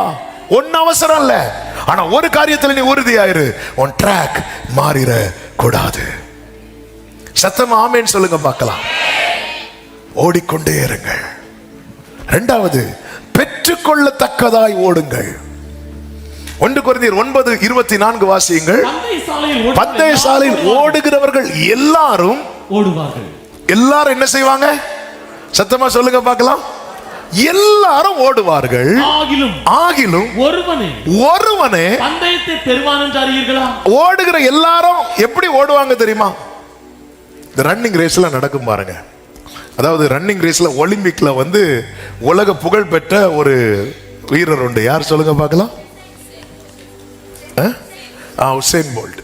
இல்ல, ஃபர்ஸ்ட் ஒலிம்பிக்ல மட்டும் ஏதோ கொஞ்சம் டிஸ்குவாலிஃபை ஆனார்னு நினைக்கிறேன். அதன் பிறகு அடுத்த ஒலிம்பிக்லாம் தூக்கி அவர் ஓடினார்னா தூக்கிடுவார் கோல்டு.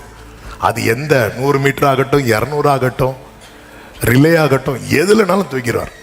உசேன் போல்ட் நிக்கிறாருனாலே கேமரா ஃபுல் ஃபோக்கஸ் அவர் மேலதான் இருக்கும். உசேன் போல்ட் நிக்கிறாருனாலே எல்லாரும் என்ன பேச ஆரம்பிப்பாங்க அப்படின்னா, இவர் ஜெயிப்பாரான்னு பேச மாட்டாங்க, போன ரெக்கார்டை இவர் பிரேக் அப்படிதான் பார்ப்பார். ஆனா எல்லாரும் என்ன கன்ஃபார்ம் பண்ணிட்டாங்க அப்படி தெரியுமா? எப்படி இவர் தான் ஜெயிக்க போறாருன்னு கன்ஃபார்ம் பண்ணிட்டாங்க. அதனால கூட மற்றவங்க ஓடாம இருந்தாங்களா? இல்ல, ஒருத்தனுக்கு தான் கிடைக்கும். ஆனாலும் ஓடுறாங்க பாருங்க. வந்துட்டோம் பந்தயத்துக்குன்னு ஓடுறாங்க. இப்படிதான் இருக்கணும். அப்ப ஓடுறவங்க என்ன மனநிலைமையில ஓடுவாங்கன்னு நினைக்கிறீங்க? எப்படியும் நமக்கு கிடைக்காது, அப்படியா? இல்ல, இவர் நம்ம ஜெயிச்சிடலாம், நம்ம பெற்றுக்கொள்ளும். அந்த நம்பிக்கை, அந்த கான்பிடன்ஸ், அதெல்லாம் ஆபிரகாமுக்கு தான் கிடைக்கும், அதெல்லாம் ஈசாக்கு தான் கிடைக்கும், அதெல்லாம் நமக்கு கிடையாது. இல்ல இல்ல, உலக பந்தயத்துல ஒருவனுக்கு கிடைக்கும், பரலோக பந்தயத்துல ஓட்ட முடிக்கிற அத்தனை பேருக்கு கிடைக்கும். அவன் உசேன் போல்ட் அவனா ரிட்டையர்ட் ஆனாதான் உண்டு. அவரு இனி நான் ஓட மாட்டேன்ட்டார், தெரியல, இனி ஓடுவாரான்னு தெரியல. ஆனா ஓடும்போது எல்லாரும் வேர்ல்டு ரெக்கார்டை இவர் தான் ரெக்கார்ட் வச்சிருப்பார், இதை பிரேக் பண்ணணும். இப்படி பார்த்துட்டு இருக்கும்போது கூட 10 கண்ட்ரில இருந்து ஓடுறது நிற்பாங்க. அவங்க விசில் அடிச்சது எதுக்கு நம்ம எனர்ஜி வேஸ்ட் பண்ணணும்? எதுவும் இல்லை, அவங்களும் ஈடு கொடுப்பாங்க. ஈடு கொடுப்பாங்க அவ்வளவு வேகமா. கிடைக்குதோ கிடைக்கலையோ, நான் ட்ராக்ல வந்துட்டேன், நான் ஓடிதான் ஆகணும். ட்ராக்ல, பந்தய சாலையில்.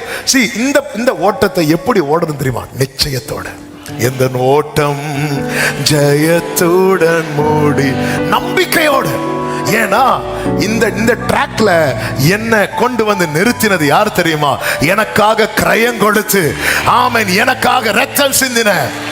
எத்தனை பேர் நம்புறீங்க எந்த ஓட்டம் ஜெயத்தோடு முடியும்? எத்தனை பேர் நம்புறீங்க? சொல்லுங்க பார்க்கலாம். எந்த ஓட்டம் ஜெயத்துடன் முடியும் அந்த ஆமென். எந்த ஓட்டம்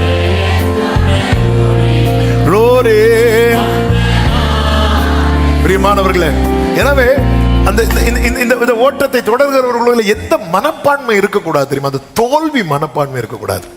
நமக்கு எல்லாம் பரலோகம் கிடைக்காது. கடந்த நாள்ல ஒருத்தர் வந்து, கடந்த நாள்ல கொஞ்ச நாளுக்கு முன்னாடி ஒருத்தர் பேசினார், பாஸ்டர் ஜெபம் பண்ணுங்க பாஸ்டர், எப்படியும் எனக்கு எல்லாம் ஆண்டவர் பரலோகத்தை கூட்டிட்டு போக மாட்டேன். என்ன ஒரு கான்பிடென்ட்! சிலருக்கு இந்த நிச்சயம் வேற இருக்கு. ஆமென். இது வந்து இல்ல. அதாவது ஒருத்தனுக்கு பிரைஸ் கிடைக்கிற ஓட்டத்திலேயே 10 பேர் பிரயாசப்படுறான். ஆனா இதுல எல்லாருக்கும் அவன் அவனுக்கு நான் அளிக்கும் பலன், அவன் அவனுக்கு. அப்ப இந்த நம்பிக்கையை விட்டுட்டோன்னு வைங்களேன், டோட்டலா அவுட் ஆயிரும். கர்த்தர் என்னை கைவிட மாட்டார். அவர் என்னை ஒருபோதும் கை பெற்றுக் கொள்ளத்தக்கதா பாடுங்க. எந்த நிலையிலும் என்னை தள்ளிட. அதாவது பைபிள் ஒரு வசனம், நீதிமான் 7 தரம் அவனை விழும்போது, எழும்பு உன்னால முடியும், அதுதான் கிருபை, நீ எழும்பு உன்னால முடியும், நான் விழுந்துட்டேன்பா, எனக்கு தாண்ட முடியலப்பா, எழும்பு எழும்பு எழும்பு உன்னால முடியும். நல்ல கைகளை தட்டி இதுவரை கொண்டு வந்துட்டார்ல, இதுவரை நடத்தி கொண்டு வந்தார் அல்லவா?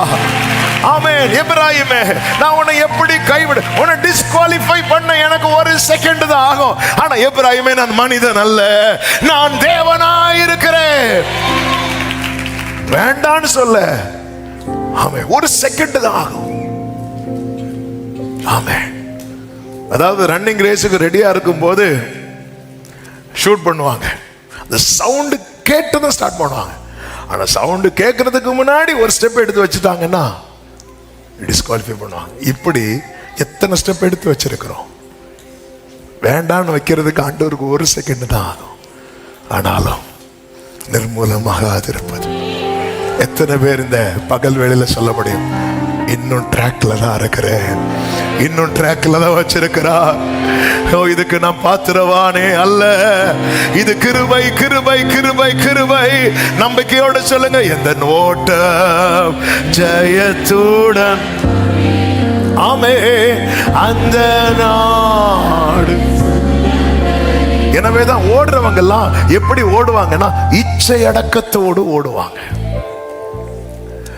ஆமென். அதே 1 கொரிந்தியர் 9:25 பந்தயத்துக்கு போராடுகிற யாவரும் எல்லாவற்றிலையும் அவங்க எது வரைக்கும் அந்த இச்சை அடக்கமா இருப்பாங்க அப்படின்னா, அந்த கேம் முடிகிறது வரை.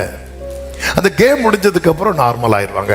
சிலர் அடுத்த கேமுக்கு ரெடி ஆவாங்க தெரியுமா, அவங்க திருப்பி அதை அப்படியே கண்டினியூ பண்ணுவாங்க. அவங்களுக்கு கேம் எப்போ முடியும்னா, அந்தந்த சீசன் வரும்போது முடியும். நமக்கு கேம் எப்போ முடியும் தெரியுமா, நம்ம கடைசியா ஒன்று அடிப்போம் பாருங்க, அதான் நம்ம கேம் ஓவர். நம்ம கேம் அங்கதான் முடியும். அங்க முடியும் போதுதான் இது முதல் நீதியின் கிரீடம். அந்த லாஸ்ட் ஸ்டெப்ல விழுறவங்க இருக்காங்க. ஆமே. நீங்க நிறைய இந்த ரன்னிங் ரேஸ் வீடியோஸ் எல்லாம் இருக்கும் பாருங்க. அதுல ஒரு பார்த்தேன், ஒருத்தவங்க ஓடி வந்துட்டாங்க, மற்றவங்கலாம் ரொம்ப தூரம் இருக்கிறாங்க, இன்னும் போய் ரீச் ஆகல. பக்கத்துல வந்து எப்படியும் நமக்கு தான் கிடைக்கும்னு சொல்லிட்டு அதுல நின்று ஆடியன்ஸ் எல்லாம் பார்த்து இப்படி வச்சுட்டு இப்படி நடந்துட்டே இருக்கிறாங்க. கிட்ட வரும்போது இன்னொருத்தர் ஓடி போயிட்டார். கடைசியில் 99 படியில நின்று நம்ம இப்படி வச்சுட்டு இருப்போம், கொசு அடிச்சுட்டு. அடுத்த ஆள் போயிட்டு இல்ல, அதான் பயத்துடனே.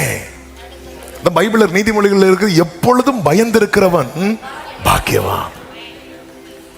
எப்பொழுதும் பயந்திருக்கிறவன். அதெல்லாம் நாங்க எக்கால சத்தம் கேட்கும்போது, எக்காலம் தானே, இப்போ வரேன். இல்ல ஆண்டவரே, எப்பொழுதும் பயந்திருக்கிறவன். அதான் சுலேமியா சொல்ற, நான் படுத்தேன், என் இருதயமோ விழித்திருக்கிறது. க்ளோரி. இச்சையடக்கத்தோடு வேண்டாம், இது என் ஓட்டத்தை பாதிக்குது, வேண்டாம். இது என்னை ஓட விட மாட்டேங்குது, இது என்னை செபிக்க விட மாட்டேங்குது, வேண்டாம். எது உங்களை செபிக்க விடலை அதை அப்புறப்படுத்துங்க. எது உங்களை வேதத்தோடு நெருங்க விடலை அதை அப்புறப்படுத்துங்க. இது இச்சையடக்கம். ஆமே, வேண்டாம், இது வேண்டாம், இது வேண்டாம், இது என்ன ஆண்டவரோடு நெருங்க விடலை, கர்த்தருக்கு அடுத்த காரியத்தில் ஈடுபட விட மாட்டேங்குது, வேண்டாம். பெற்றுக்கொள்ளத்தக்கதாய் ஓடுங்கள். 3, தள்ளிவிட்டு ஓடுங்கள். எபிரேயர் 12:1, பாரமான யாவையும் நம்மை சுற்றி நெருங்கி நிற்கிற பாவத்தை தள்ளிவிட்டு. 2 காரியத்தை தள்ளி விடணும்னு சொல்லப்பட்டிருக்கிறது. 1, பாவத்தை. யோசேப்பு ஓடினார் பாத்தீங்களா? தள்ளிவிட்டு ஓடினார் பாத்தீங்களா? தள்ளிவிட்டு ஓடும் போது சில வஸ்திரங்கள் பறிக்கப்படலாம், சில அவப்பெயர்கள் கூட வரலாம், ஒதுக்கப்படலாம், தனிமைப்படுத்தப்படலாம். அது மேட்டர் கிடையாது. நம்ம ட்ராக்ல ஓடணும், ட்ராக்ல ஓடணும். தள்ளிவிட்டு ஓடுங்கள். அதோடு கூட பாரமான யாவையும் தள்ளிவிட்டு ஓடணும். இது ரொம்ப முக்கியம். நம்ம நிறைய பேர் பாவத்தை தள்ளிடுவோம், சிலர் பாவத்தை தள்ள முடியாது, இந்த பாரத்தை தள்ள மாட்டாங்க. யோபுவை பாருங்க. யோபுவினுடைய பெரிய சாட்சி என்ன அப்படின்னா, யோபு அத்தனை இழப்புகள் வந்த பிறகும் அவர் தன் உதடினால என்ன பண்ணலையா? பாவம் பண்ணல. ஏன் பாவம் பண்ணலன்னா, அந்த பிரச்சனையை அவர் உள்வாங்கல. ஆனா 4 நண்பர்கள் வந்தாங்க பாருங்க, வந்து பேசி பேசி எப்படி பேசினாங்கன்னு யோபுவே சொல்றாரு. 19வது அதிகாரம் அதனுடைய 2வது வசனத்துல, நீங்கள் எந்த மட்டும் என் ஆத்துமாவை வருத்தப்படுத்தி சில கிருபை பெற்றவங்க இருக்கிறாங்க. அதாவது நம்ம காயப்படுறது வரை பேசிட்டு இருப்பாங்க. அவங்க பேசுவாங்க, இதெல்லாம் சரியில்லை, நீங்க இருந்தாலும் இப்படி பண்ணிருக்க கூடாது, நம்ம அதை கண்டுக்க அப்படி இருந்தோம்னு வைங்களா, இருந்தாலும் நீங்க இப்படி பண்ணிருக்க கூடாது, நீங்க பண்ணது துரோகம், நீங்க பண்ணது மன்னிக்க முடியாத. அதாவது அது அவங்க பேசுறது இருதயத்துக்குள்ள காயத்தை உண்டாக்குறது வரைக்கும் அப்படி பேசி பேசி, அதாவது அவங்க ஒருத்தங்க நமக்கு எதிராக பேசுறது நமக்கு காயம் உண்டாகலன்னு வைங்களேன், பேசுறவங்களுக்கு எவ்வளவு கஷ்டமா இருக்கும் தெரியுமா? அது உங்களுக்கு தெரியாது, அவ்வளோ கஷ்டமா இருக்கும். அவன் பேசிட்டு இவ்வளவு பேசிட்டு ஏதாவது முகத்துல அவங்க பேசுறத பார்த்து இப்படிலாம் வச்சுட்டாங்கன்னா என்ன ஒரு சந்தோஷம். ஆனா ஒருத்தங்க பேசும்போது நீங்க பிரைஸ் தி லார்ட், ஹல்லேலூயா அப்படி சொல்லி பாருங்க. இந்த பெண்ணி நாளுக்கெல்லாம் தான் கை இப்படி சொரிஞ்சிட்டே வரும், சொல்லிட்டே இருக்கணும், சொல்லிட்டே இருக்கணும். இப்படி சொல்லி சொல்லி யோபு எங்க கொண்டு வந்து வச்சுட்டாங்க அப்படின்னா, 10வது அதிகாரம் 1வது வசனத்தை வாசிங்க. அந்த வேர்டை கவனிக்கணும். 1வது அதிகாரம் 2வது அதிகாரத்துல நின்ன யோபுக்கு இப்ப நிக்க முடியல. ஏன் நிக்க முடியலன்னா, என் ஆத்துமா ஜீவனை, அது அர்த்தம் என் வாழ்க்கையை நான் வெறுக்கிறேன். அடுத்த வார்த்தை, நான் என் துயரத்துக்கு எனக்கு உள்ளே இடம் கொடுத்து என் மன சஞ்சலத்தினாலே. அது வரைக்கும் உள்ள இடம் கொடுக்கல. ஆனா 4 பேர் வந்து பேசி பேசி உள்ள இப்ப மனசுக்குள்ள என்னதான் இருக்கு தெரியுமா? துயரம். மார்த்தாள மாதிரி இயேசு சொல்லுவார், நீ அநேக காரியங்களை குறித்து, இது பெரிய ஆபத்து, தேவ பிள்ளைகளுக்கு பெரிய ஆபத்து. ஏன் கஷ்டம்? ஆண்டவர் சொல்லுவார், உனக்கு இங்க என்ன காரியம்? ஏசபேலுடைய வார்த்தைக்கு எலியா இடம் கொடுப்பார். ஆண்டவர் வந்து எலியா கிட்ட ஆறுதலா ஒண்ணுமே பேச மாட்டார். ஏன்னா அது ஆண்டவருக்கு பிடிக்கல. நீ கேலி தாற்றண்டையில் இருக்கும்போது நான் உன்கிட்ட பேசினேன், நீ மறைந்திருக்கும் போது என் வார்த்தை உனக்கு உண்டாச்சு. யாரோ பேசுனாங்கன்னு சொல்லிட்டு அதை உனக்குள்ள இடம் கொடுத்து இப்படி என்ன பேசிட்டு இருக்கிற எலியாவே? நான் என் நல்ல வேணும் கிடையாது, என்னை எடுத்துக்கொள்ளும், வேண்டாம், என் ஜீவனை நான் அரவசிக்கிறேன். என்ன பேசிட்டு இருக்கிறோம்? ஆண்டவர் பார்த்து ஐயோ என் பிள்ளை இப்படி ஃபீல் பண்ணுவார் நினைக்கிறீங்களா? நீங்க கடைசி 3 அதிகாரம் யோபு வாயை பொத்துற மாதிரி ஆண்டவர் பேசினார் பாத்தீங்களா? ஒரு இடத்துல திகையாதே கலங்காதேன்னு சொன்னாரா? ஏன்னா பேசினது ஆண்டவர் பிடிக்கல. யோபு நீ எனக்கு உத்தரவு சொல்லு அப்படின்னு கூப்பிட்டு நிறுத்துறார். அப்படிதான் பேசுவார் ஆண்டவர். ஏன்னா நம்ம உள்ளத்துல இடம் கொடுக்கிறோம். ஆண்டவர் சரி தள்ளிவிடு, அது தள்ளிவிடு, தள்ளிவிடு, தள்ளிவிடு, தள்ளிவிட்டு நீ போயிட்டே நீ புறப்பட்டு போறேன்னா ஏசபேல் இருக்க மாட்டா. நீ சூறை செடி கீழே இருக்கிறது வரைக்கும் உன் பக்கத்துல ஏசபேல் வந்து பயம் காட்டிட்டு தான் இருப்பா. உனக்கு போட்ட ட்ராக்ல நீ போயிட்டே இரு. திரும்பி பாரு, உன்னோட போராடினவர்களை நீ தேடியும் உனக்கு போட்டு ட்ராக்ல போய் இது உள்ளத்துல எல்லாத்தையும் வச்சுட்டு இருந்தா ஆண்டவர் சொல்ல எனக்கு பிடிக்கல பார். நம்ம தான் இழந்துட்டு இருக்கிறோம், நம்ம தான் ட்ராக். சிலர் அப்படியே எதை சொல்லல. கடைசியில யோபு திருந்தினதும் ஆண்டவர் கோபம் யார் மேல போச்சு தெரியுமா? அது வரைக்கும் நண்பர்களை பார்க்கவே இல்லை, அவர் யோபுவை தான் பார்த்துட்டு இருந்தார். இவன் என்ன சொல்றான்? யோபு அதுவரை சொல்றான் என்னை கொன்று போட்டாலும் உண்மை நம்ம. இப்போ அடுத்து சொல்றாரு, நீங்க அந்த வசனங்கள்லாம் எடுத்து வாசிக்கிறாரு, ஆண்டவர் என் முன்னாடி வந்து நின்னாலும் நான் நம்ப மாட்டேன்ட்டார். எனக்கு உத்தரவு கொடுத்தாலும் நான் நம்ப மாட்டேன். அந்த சஞ்சலம் உள்ள வந்தது, நம்பிக்கை போச்சு, எல்லாம் போச்சு. ஒரு இடத்துல திடீர்னு சொல்லுவார் எனக்கு குறித்து இருக்கிறத நிறைவேற்றுவார். இன்னொன்று சொல்லுவார் காலில் பார்த்தா நான் இருக்க மாட்டேன் அப்படிம்பார். நான் மண்ணோடு படுத்துக் கொள்ளுகிறேன், அப்படியே என்னை எடுத்துருங்க. அப்போ ஒரு சைடு நம்பிக்கையே பேசுறாரு, இன்னொரு சைடு அவநம்பிக்கை வெளிப்படுகிறது. இதுக்கெல்லாம் காரணம் என்னன்னா துயரத்துக்கு உள்ளே இடம் கொடுத்தது. 4 பேர் பேசிட்டு இருக்கிறாங்க, பிடிக்கலையா யோபுவே, எழுப்பி வீட்டுக்குள்ள போயிருங்க, அந்த கான்வர்சேஷனை ஸ்டாப் பண்ணுங்க. நம்ம யாரோடு பேசுறோம் ரொம்ப முக்கியம். தள்ளி விட்டுருங்க, தள்ளி விட்டுருங்க. சில கான்வர்சேஷன் வேண்டாங்க. ஆமா, அந்த அந்த பேச்சு உங்களுக்கு பிடிக்கலன்னா எப்படியாவது எக்ஸ்பிரஸ் பண்ணிருங்க. ஒன்று முகத்துல காட்டுங்க, முகத்துல அடிச்சிடாதீங்க, காட்டுங்க. அந்த பேச்சு எனக்கு பிடிக்கல, என்ன டிஸ்டர்ப் பண்ணுது, அது எனக்குள்ள போகுது, எனக்குள்ள போகுது இல்ல, அதை எப்படியாவது ஸ்டாப் பண்ணுங்க, பிரேக் பண்ணுங்க. உங்க ஆத்துமாக்களுக்கு நீங்க தான் உத்தரவாதி. ஆமா, இந்த கான்வர்சேஷன் எனக்கு செட் ஆகல, வேண்டாம் வேண்டாம் வேண்டாம் வேண்டாம் வேண்டாம் வேண்டாம். உடனே உடனே பேச்சை மாத்துங்க, டாபிக்கை மாத்துங்க, மாத்துங்க. அவங்க தப்பா நினைச்சிட்டு போட்டு. ஆமே, இந்த அரியர் எழுதுனவங்க இருக்கிறாங்க, கேட்டு பாருங்க, எழுதும் போது அவங்க மட்டும்தான் எழுதுவாங்க. அதே போலதான் நாளைக்கு போய் நிற்கும் போது அவங்க எங்க என்கிட்ட ஒருத்தர் பேசுறது, எலிப்பாசு யோபுக்கு ஃப்ரெண்டு வரமாட்டாரு, வரமாட்டாரு. ஒரு பாசம் எல்லாம் ஃபெயில், ஒருத்தரும் வரமாட்டாங்க. ஆண்டவர் நான் கேட்கிறேன், அறையை கட்டி நில்லு அப்படிங்கிறார் யோபுட்ட. எல்லாத்தையும் இழந்த மனுஷன் என்ன பேசிட்டே இல்ல யோபு, எழும்பு, அறையை கட்டி நில்லு, இப்ப நான் கேட்கறதுக்கு நீ ஆன்சர் பண்ண அப்படிங்கிறார் யோபு. அப்பா தெரியாம வாயில் அடிப்பாருங்க யோபு. நான் வாயை பொத்திட்டேன்பா. இந்த ட்ராக்ல என்ன சொன்ன யோபு, அவர் என் கால் அவர் அடிகளை பற்றி பிடித்து போயிட்டே இரு, போயிட்டே இரு, போயிட்டே இரு. பேசுறவங்க பேசட்டும், நிந்திக்கிறவங்க நிந்திக்கட்டும். எல்லாரும் கையில கல் எடுத்து ஸ்தேவான் மேல எரியலான்னு வரும்போது அவன் ஆவியில் நிறைந்து பரலோகத்தை பார்க்கிறான், பிதாவை பார்க்கிறான். அவர் வரது பாசத்தில் நிற்கிறவர். ஓ ஜீசஸ், இதுதான் ஆவிக்குரிய வளர்ச்சி. தள்ளிவிட்டு அவங்க தள்ளிவிட்டு, அதனால என்னாச்சு தெரியுமா, அவனால் அவங்களை சபிக்க முடியல, அவனால் அவங்களை பிளஸ் பண்ண முடியுது.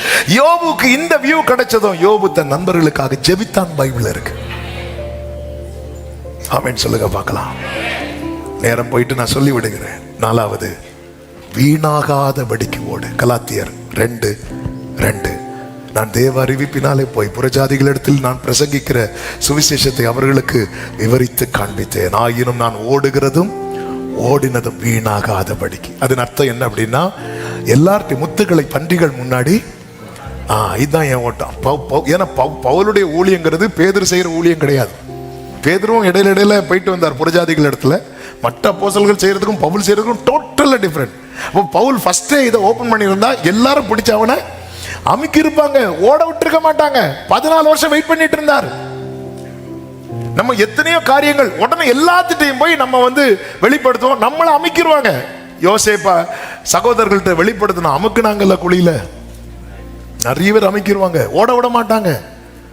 கவனமா இருக்கணும், எதை எங்க கொண்டு போடுறோம், யார்கிட்ட போடுறோம். முத்துக்களை பன்றிகள் முன் போடாதீங்க, வீணாயிடக்கூடாது, வீணாயிடக்கூடாது.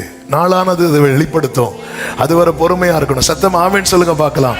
இயேசுவை பார்த்தீங்களா, அந்த மகிமை வெளிப்பட்டு மோசே எலியாவோடு ஆண்டவர் பேசும்போது பேதுரு யாவன் பார்க்கும்போது ஆண்டவர் என்ன சொல்லியிருக்கணும், பேதுரு போய் கீழே போய் சொல்லு, அவர் மேலே யார்கிட்ட பேசிட்டு இருக்கிறார். ஏன்னா மோசே எலியான்னா அவங்களுடைய ஹீரோக்கள்ல. ஆமே, மோசே பிரமாணத்தை கொடுத்தவர்ல. மோசே எல்லாம் அவ்வளோ பெரிய ஒரு மேசியாவுக்கு ஒரு நிழலா வச்சு பார்த்துட்டு இருக்கிறாங்க. மோசே அங்கே எங்க ஆண்டோட்ட பேசிட்டு இருக்கிறார், சொல்லியிருக்கணும்ல. ஆண்டு சொன்னா சொல்லாத சொல்லாத, நிறைய இருக்கு, நிறைய இருக்கு, சொல்லிடாத. இப்படிதாங்க எல்லாத்தையும் அந்த முத்துக்களை பண்டிகள் முன்னாடி போடக்கூடாது. ரொம்ப ஞானமா இருக்கணும். வீண் அமைக்கிறவங்க, நம்மளை அமைக்கிறாங்க, தேனீக்களை போல வளைந்து கொள்ளுகிறார்கள். யோசேப்பு சொப்பனத்தை சொன்னார், பிடிச்சு அமைக்கிட்டாங்கல்ல. ஆனா சொன்னது கர்த்தர் அல்லவா? எத்தனை பேர் அமுக்குனாலும் உரைக்கப்பட்டது நிறைவேறும். ஐந்தாவதாக ஆசையாய் ஓடணும். அந்த ஆசை மட்டும் குறைஞ்சிடக்கூடாது. பிலிப்பியர் 3:12 பவுல் சொல்லுகிறார், நான் எதற்காக பிடிக்கப்பட்டேனோ அதை அடையும்படி ஆசையாய். ஆறாவதாக அதே 3:13 சொல்றார், பின்னானவைகளை மறந்து. அது விட்டதுதான். ஆண்டவருக்காக ஒண்ணு விட்டா அதுக்கப்புறம் போய் பார்க்க கூடாது. இந்த பின்னானவைகளை நினைச்சு ஒரு அம்மா திரும்பி பார்த்தாங்க. யாரு? லோத்தின். அதோட என்னானாங்க? உப்பு தூணானாங்க. நிறைய பேர் லோத்தின் மனைவியை பார்க்க போவாங்க. கொஞ்சம் கவர்ல உப்பையும் எடுத்துட்டு லோத்து. அது இதே காண்பிக்கிறது பாத்தீங்களா? அந்த அந்த ஓட்டு அந்த இடத்துல ஸ்டாப் ஆகுது. அந்த இடத்துல அதுக்கு மேல ஒரு ஸ்டெப் அந்த அம்மாக்கு எடுத்து வைக்க முடியல. அதோட ஸ்டாப். யாக்கோபு புறப்படும் போது லேயாளும் புறப்படுறாங்க. ராகேல் போகும்போது லாபான் வீட்டில் உள்ள விக்கிரகத்தை தூக்கிட்டு போறான். ஏன் அந்த விக்கிரகத்தை தூக்கிட்டு போறாங்க? அந்த ஊர் வழக்கத்தின்படி அந்த விக்கிரகம், அந்த குடும்ப விக்கிரகம் யார்கிட்ட இருக்குதோ அந்த சொத்துக்கெல்லாம் ஓனர் யாரு? அவங்க தான். அதனால இவ தூக்கிட்டு வர. ஒரு வேளை அங்க போய் ஏசா ஒரு வேளை இவரை ஏதோ அடிச்சு போட்டார்னா திரும்பி வந்து நம்ம பின்னானவைகளை மறந்து வரணும். அவ எடுத்துட்டு வந்தா பரிதாபம் என்ன தெரியுமா? அவ ஓட்டம் பாதியில முடிஞ்சிட்டு கானான்ல போய் சேர்ந்தது லேயாள் மட்டும்தான், ராகேல் இல்லை. கடைசியில முற்பிதாக்களின் கல்லறையில ஆபிரகாம், சாராள், ஈசாக்கு, ரெபேக்காள், யாக்கோபு, பக்கத்துல யார்? அந்த அற்பமா எண்ணப்பட்ட லேயாள். அவள் பின்னானவைகளை மறந்து ஓடுனா. ஆமா, மிகவும் நேசிக்கப்பட்டவள் பின்னானவைகளை மறக்காம ஓடுனா. அவள் ஓட்டம் வனாந்திரத்தில் முடிந்தது. ஆனால் உலகம் என்ன அற்பமா என்னாலும் பரவாயில்ல, பின்னானவைகளை மறந்து முன்னானவைகளை நாடி ஓடுகிறவருடைய ஓட்டம் ஜெயமாய் முடியும். ஆமென் சொல்லுங்க பார்க்கலாம். ஏழாவதாக லக்கை நோக்கி. நம்முடைய லக்கு யார் தெரியுமா? இயேசு. அதுதான் எபிரேயர் 12:1. இயேசுவை நோக்கி. இதை மறந்துடவே கூடாது. நம்முடைய லக்கே நான் இயேசுவை அடையணும். அவர் என்னிடத்தில் வந்து என்னை சேர்ந்தது போல நான் அவரிடத்தில் போய் அவரை சேரணும். என் மணவாளன் இயேசு ராஜாவை நான். எல்லாரும் எழுந்திருக்கலாமா? என் ஆசையெல்லாம் இயேசுதானே, அவர் பொன்முகம்தான். பிரியமானவர்களே, இந்த நிச்சயத்தோடு ஆசையாய் லக்கை நோக்கி பின்னானவைகளை மறந்து பெற்றுக்கொள்ள எனக்கு கிடைக்கும், கண்டிப்பா நான் பெற்றுக்கொள்வேன். இந்த நம்பிக்கையில, அதான் இந்த நம்பிக்கை அறிக்கையிடுகிறதுல உறுதியா இருக்கணும். பெற்றுக்கொள்ளத்தக்கதாய் வீணாகாதபடிக்கு. ஆமே, நிறைய காரியங்களை ஆவியானவர் இந்த நாளில் பேசினார். அந்த நித்தியத்தை எல்லாரும், ஒருவேளை நீங்க ஃபர்ஸ்ட் டைம் இந்த செய்தியை கேட்கிறவங்களா இருக்கலாம். உங்களை ஆண்டவர் இழக்க விரும்பல. அதனாலதான் ஆண்டவர் இந்த வார்த்தையை உங்க காதுல கேட்க விரும்பினார். ஆண்டவரே, இந்த கூட்டத்துல ஒரு ஆள் மட்டும் தான் சுதந்திரிப்பாங்களா? இல்ல இல்ல இல்ல, நான் நியமித்த ட்ராக்ல வந்து பாரு, உன்னை சுதந்திரிக்க வைப்பேன். ஆமென். வலுவாதபடி மாசற்றவர்களாய் நம்மை காக்கிறவர், உறங்காமல் தூங்காமல் காக்கிறவர் நம்மை நித்தியத்திலே கொண்டு போய் சேர்ப்பார். சேர்ந்து பாடுவோமா? பரம அழைப்பின் பந்தய பொருளுக்கா நான் லக்கை நோக்கி ஓடுகிறேன். எல்லாரும் அறிக்கை செய்வோம். நான் லக்கை நோக்கி ஓடுகிறேன், ஓடுகிறேன். ஆமென். glory என் இயேசுவுக்காய் நான் ஓடுகிறேன். அப்பா, எனக்கு லக்கே நீங்க தான்ப்பா, நீங்க தான்ப்பா. ஆமென். எல்லாரும் கைகளை அசைத்து பாடுவோம். அல்லேலூயா, அல்லேலூயா, அல்லேலூயா. glory glory glory glory. சொல்லுங்க, எத்தனை தான் இடர்கள் வந்தாலும், எத்தனை தான் இடர்கள் வந்தாலும் விசுவாசத்திலே நிலைத்திருப்பேன். ஆமென்.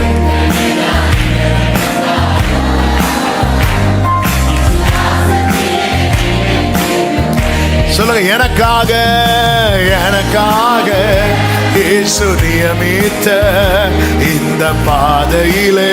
ஆண்டவரே, ஒருவர் கூட ட்ராக் மாறிடக்கூடாதுப்பா. கிருபையாய் வலதுபுறம் இடதுபுறம் சாயும் போது இதிலே நடவுகளுக்கிற சத்தம் எங்களுக்கு கேட்கட்டும்பா, எங்களுக்கு கேட்கட்டும்பா. அல்லேலூயா, அல்லேலூயா, ஆமென். அல்லேலூயா, அல்லேலூயா, ஆமென், ஆமென். க்ளோரி, அல்லேலூயா. அர்ப்பணிப்போடு என் ஆவி ஆத்ம சரீரம் எல்லாம், என் ஆவி ஆத்ம சரீரம் எல்லாம் என் இயேசுவுக்காய். எனக்கு லெக்கே அவர்தான். அவரை அடைஞ்சிடணும். பரலோகத்தில் உண்மை எல்லாம் எங்களுக்கு யாருண்டு? உம்மிடம் வரணும் ஆண்டவரே. உம்மை போல ஆகி உம்மோடு வாழணும்பா. நான் உயிர் வாழும் இந்த நாட்கள் எல்லாம் என் இயேசுவுக்காய் நான் ஓடுகிறேன். நான் உயிர் வாழும், ஆமென், இயேசுவுக்காய். ஹல்லேலூயா, ஹல்லேலூயா, க்ளோரி, அல்லேலூயா, அல்லேலூயா, ஆமென். ஜீசஸ். அப்படியே கைகளை உயர்த்தி என் மணவாளன் சொல்லுவோமா? என் மணவாளன் இயேசு ராஜாவை நான் காணவே வாஞ்சிக்கிறேன். இந்த வாஞ்சை பெருகட்டும்பா, இந்த ஆசை பெருகட்டும்பா. ஆமென். நான் காணவே, என் ஆசையெல்லாம், என் ஆசையெல்லாம் என் இயேசுதானே. அவர் பொன்முகம் நான் பார்க்கணுமே. என் ஆசையெல்லாம், ஆமென், அவர் பொன்முகம். ஒரு விஷயம் கூட சொல்லுங்க, என் ஆசையெல்லாம், என் ஆசையெல்லாம். இந்த ஆசை பெருகட்டும். இம்மைக்கான ஆசை குறைந்து ஆண்டவர் நித்தியத்துக்கான ஆசை பெருகட்டும். என் ஆசையெல்லாம், ஆமென். கடைசி எல்லாரும் கைகளை அசைத்து ஹல்லேலூயா, ஹல்லேலூயா, ஜீசஸ், அல்லேலூயா, ஆமென். பரலோகத்தில் இது போல முகமுகமாய் அவரை கண்டு ஆராதிக்க போகிறோம். ஜீசஸ், அல்லேலூயா, அல்லேலூயா, அல்லேலூயா, அல்லேலூயா. ரபம் ராஜனரே, ஒரு விஷயம் கூட ஹல்லேலூயா பாடுவோம். ஆமென்.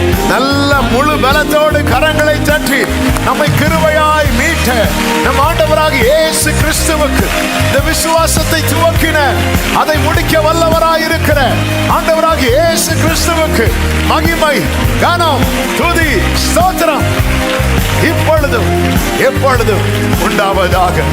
ஆமென். ஒரே ஒரு விஷயம், வலது கரத்தை உயர்த்தி உங்க இடது கரத்தை இருதயத்தில் வைத்து ஒரே ஒரு வார்த்தை, இந்த ஆசை எனக்கு குறைஞ்சிடவே கூடாது, ட்ராக் மாறிடக்கூடாது. வழி பிரயாணி மூடனை வழி தவறா நடந்திடவே வழிதுவே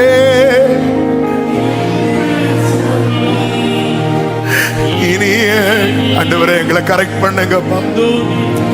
ஒருவர் கூட நித்தியத்தை இழந்துடக்கூடாது. அந்த மேலான பாக்கியத்தை ஆளுகை செய். நல்ல தகப்பனை இரக்கம் உள்ளது எங்கள் மத்தியில கிருபையா எழுந்தருளி அசைவாடுகிற தயவுக்காய் நன்றி. பாட துதிக்க ஆராதிக்க செபிக்க வைத்து எங்களோடு பேசினேன். எங்களுக்கென்று ஒரு ஓட்டத்தை நியமித்திருக்கிறேன். பெற்றுக்கொள்ளத்தக்க எத்தனை முறை விழுந்தோம், தூக்கி தூக்கி விட்டீங்கப்பா. எங்களை இழக்க விரும்பாத நல்ல தகப்பன், ஓட்டம் ஜெயத்தோடு முடியணும். உங்களை பார்க்கணும். இந்த ஆசையில தொடர எங்களுக்கு உதவி செய்ய வேண்டிய கிருபைகளை தான். ஞானத்திலேயோ ஐஸ்வர்யத்திலோ அல்லப்பா நாங்க நிற்கிறது. உங்க சுத்த கிருபை, உங்க கிருபை இல்லைன்னா நாங்க இல்லப்பா, முடியாதப்பா, வாழ தெரியாதப்பா. வேண்டிய கிருபைகளை தந்து நடத்தும் ஒவ்வொருவரை ஆசீர்வதி. இந்த வாரம் ஒவ்வொருவருக்கும் மகிழ்ச்சியின் வாரமாய், ஆசீர்வாதமான வாரமாய் கர்த்தர் மாற்றி தர நாமத்தை மகிமைப்படுத்தும். எல்லா மகிமை கனம் துதி ஸ்தோத்திரங்களும் ஒருவருக்கே செலுத்துகிறோம். இரட்சகர் இயேசுவின் நாமத்தில் பிதாவே, ஆமென். சேர்ந்து சத்தமாய் சொல்லுவோம், என் ஆத்துமாவே கர்த்தரை ஸ்தோத்திரி, முழுவதுமே அவருடைய பரிசுத்த நாமத்தை ஸ்தோத்திரி. என் ஆத்துமாவே கர்த்தரை ஸ்தோத்திரி, கர்த்தர் செய்த சகல உபகாரங்களை மறவாதே. ஆமென். நம்முடைய கர்த்தராகிய இயேசு கிறிஸ்துவின் கிருபையும், பிதாவாகிய தேவனுடைய அன்பும், பரிசுத்த ஆவியானவருடைய ஐக்கியமும் சிநேகமும் பாதுகாவலும் நம் அனைவரோடும், எல்லா பரிசுத்தவான்களோடு கூட கர்த்தருடைய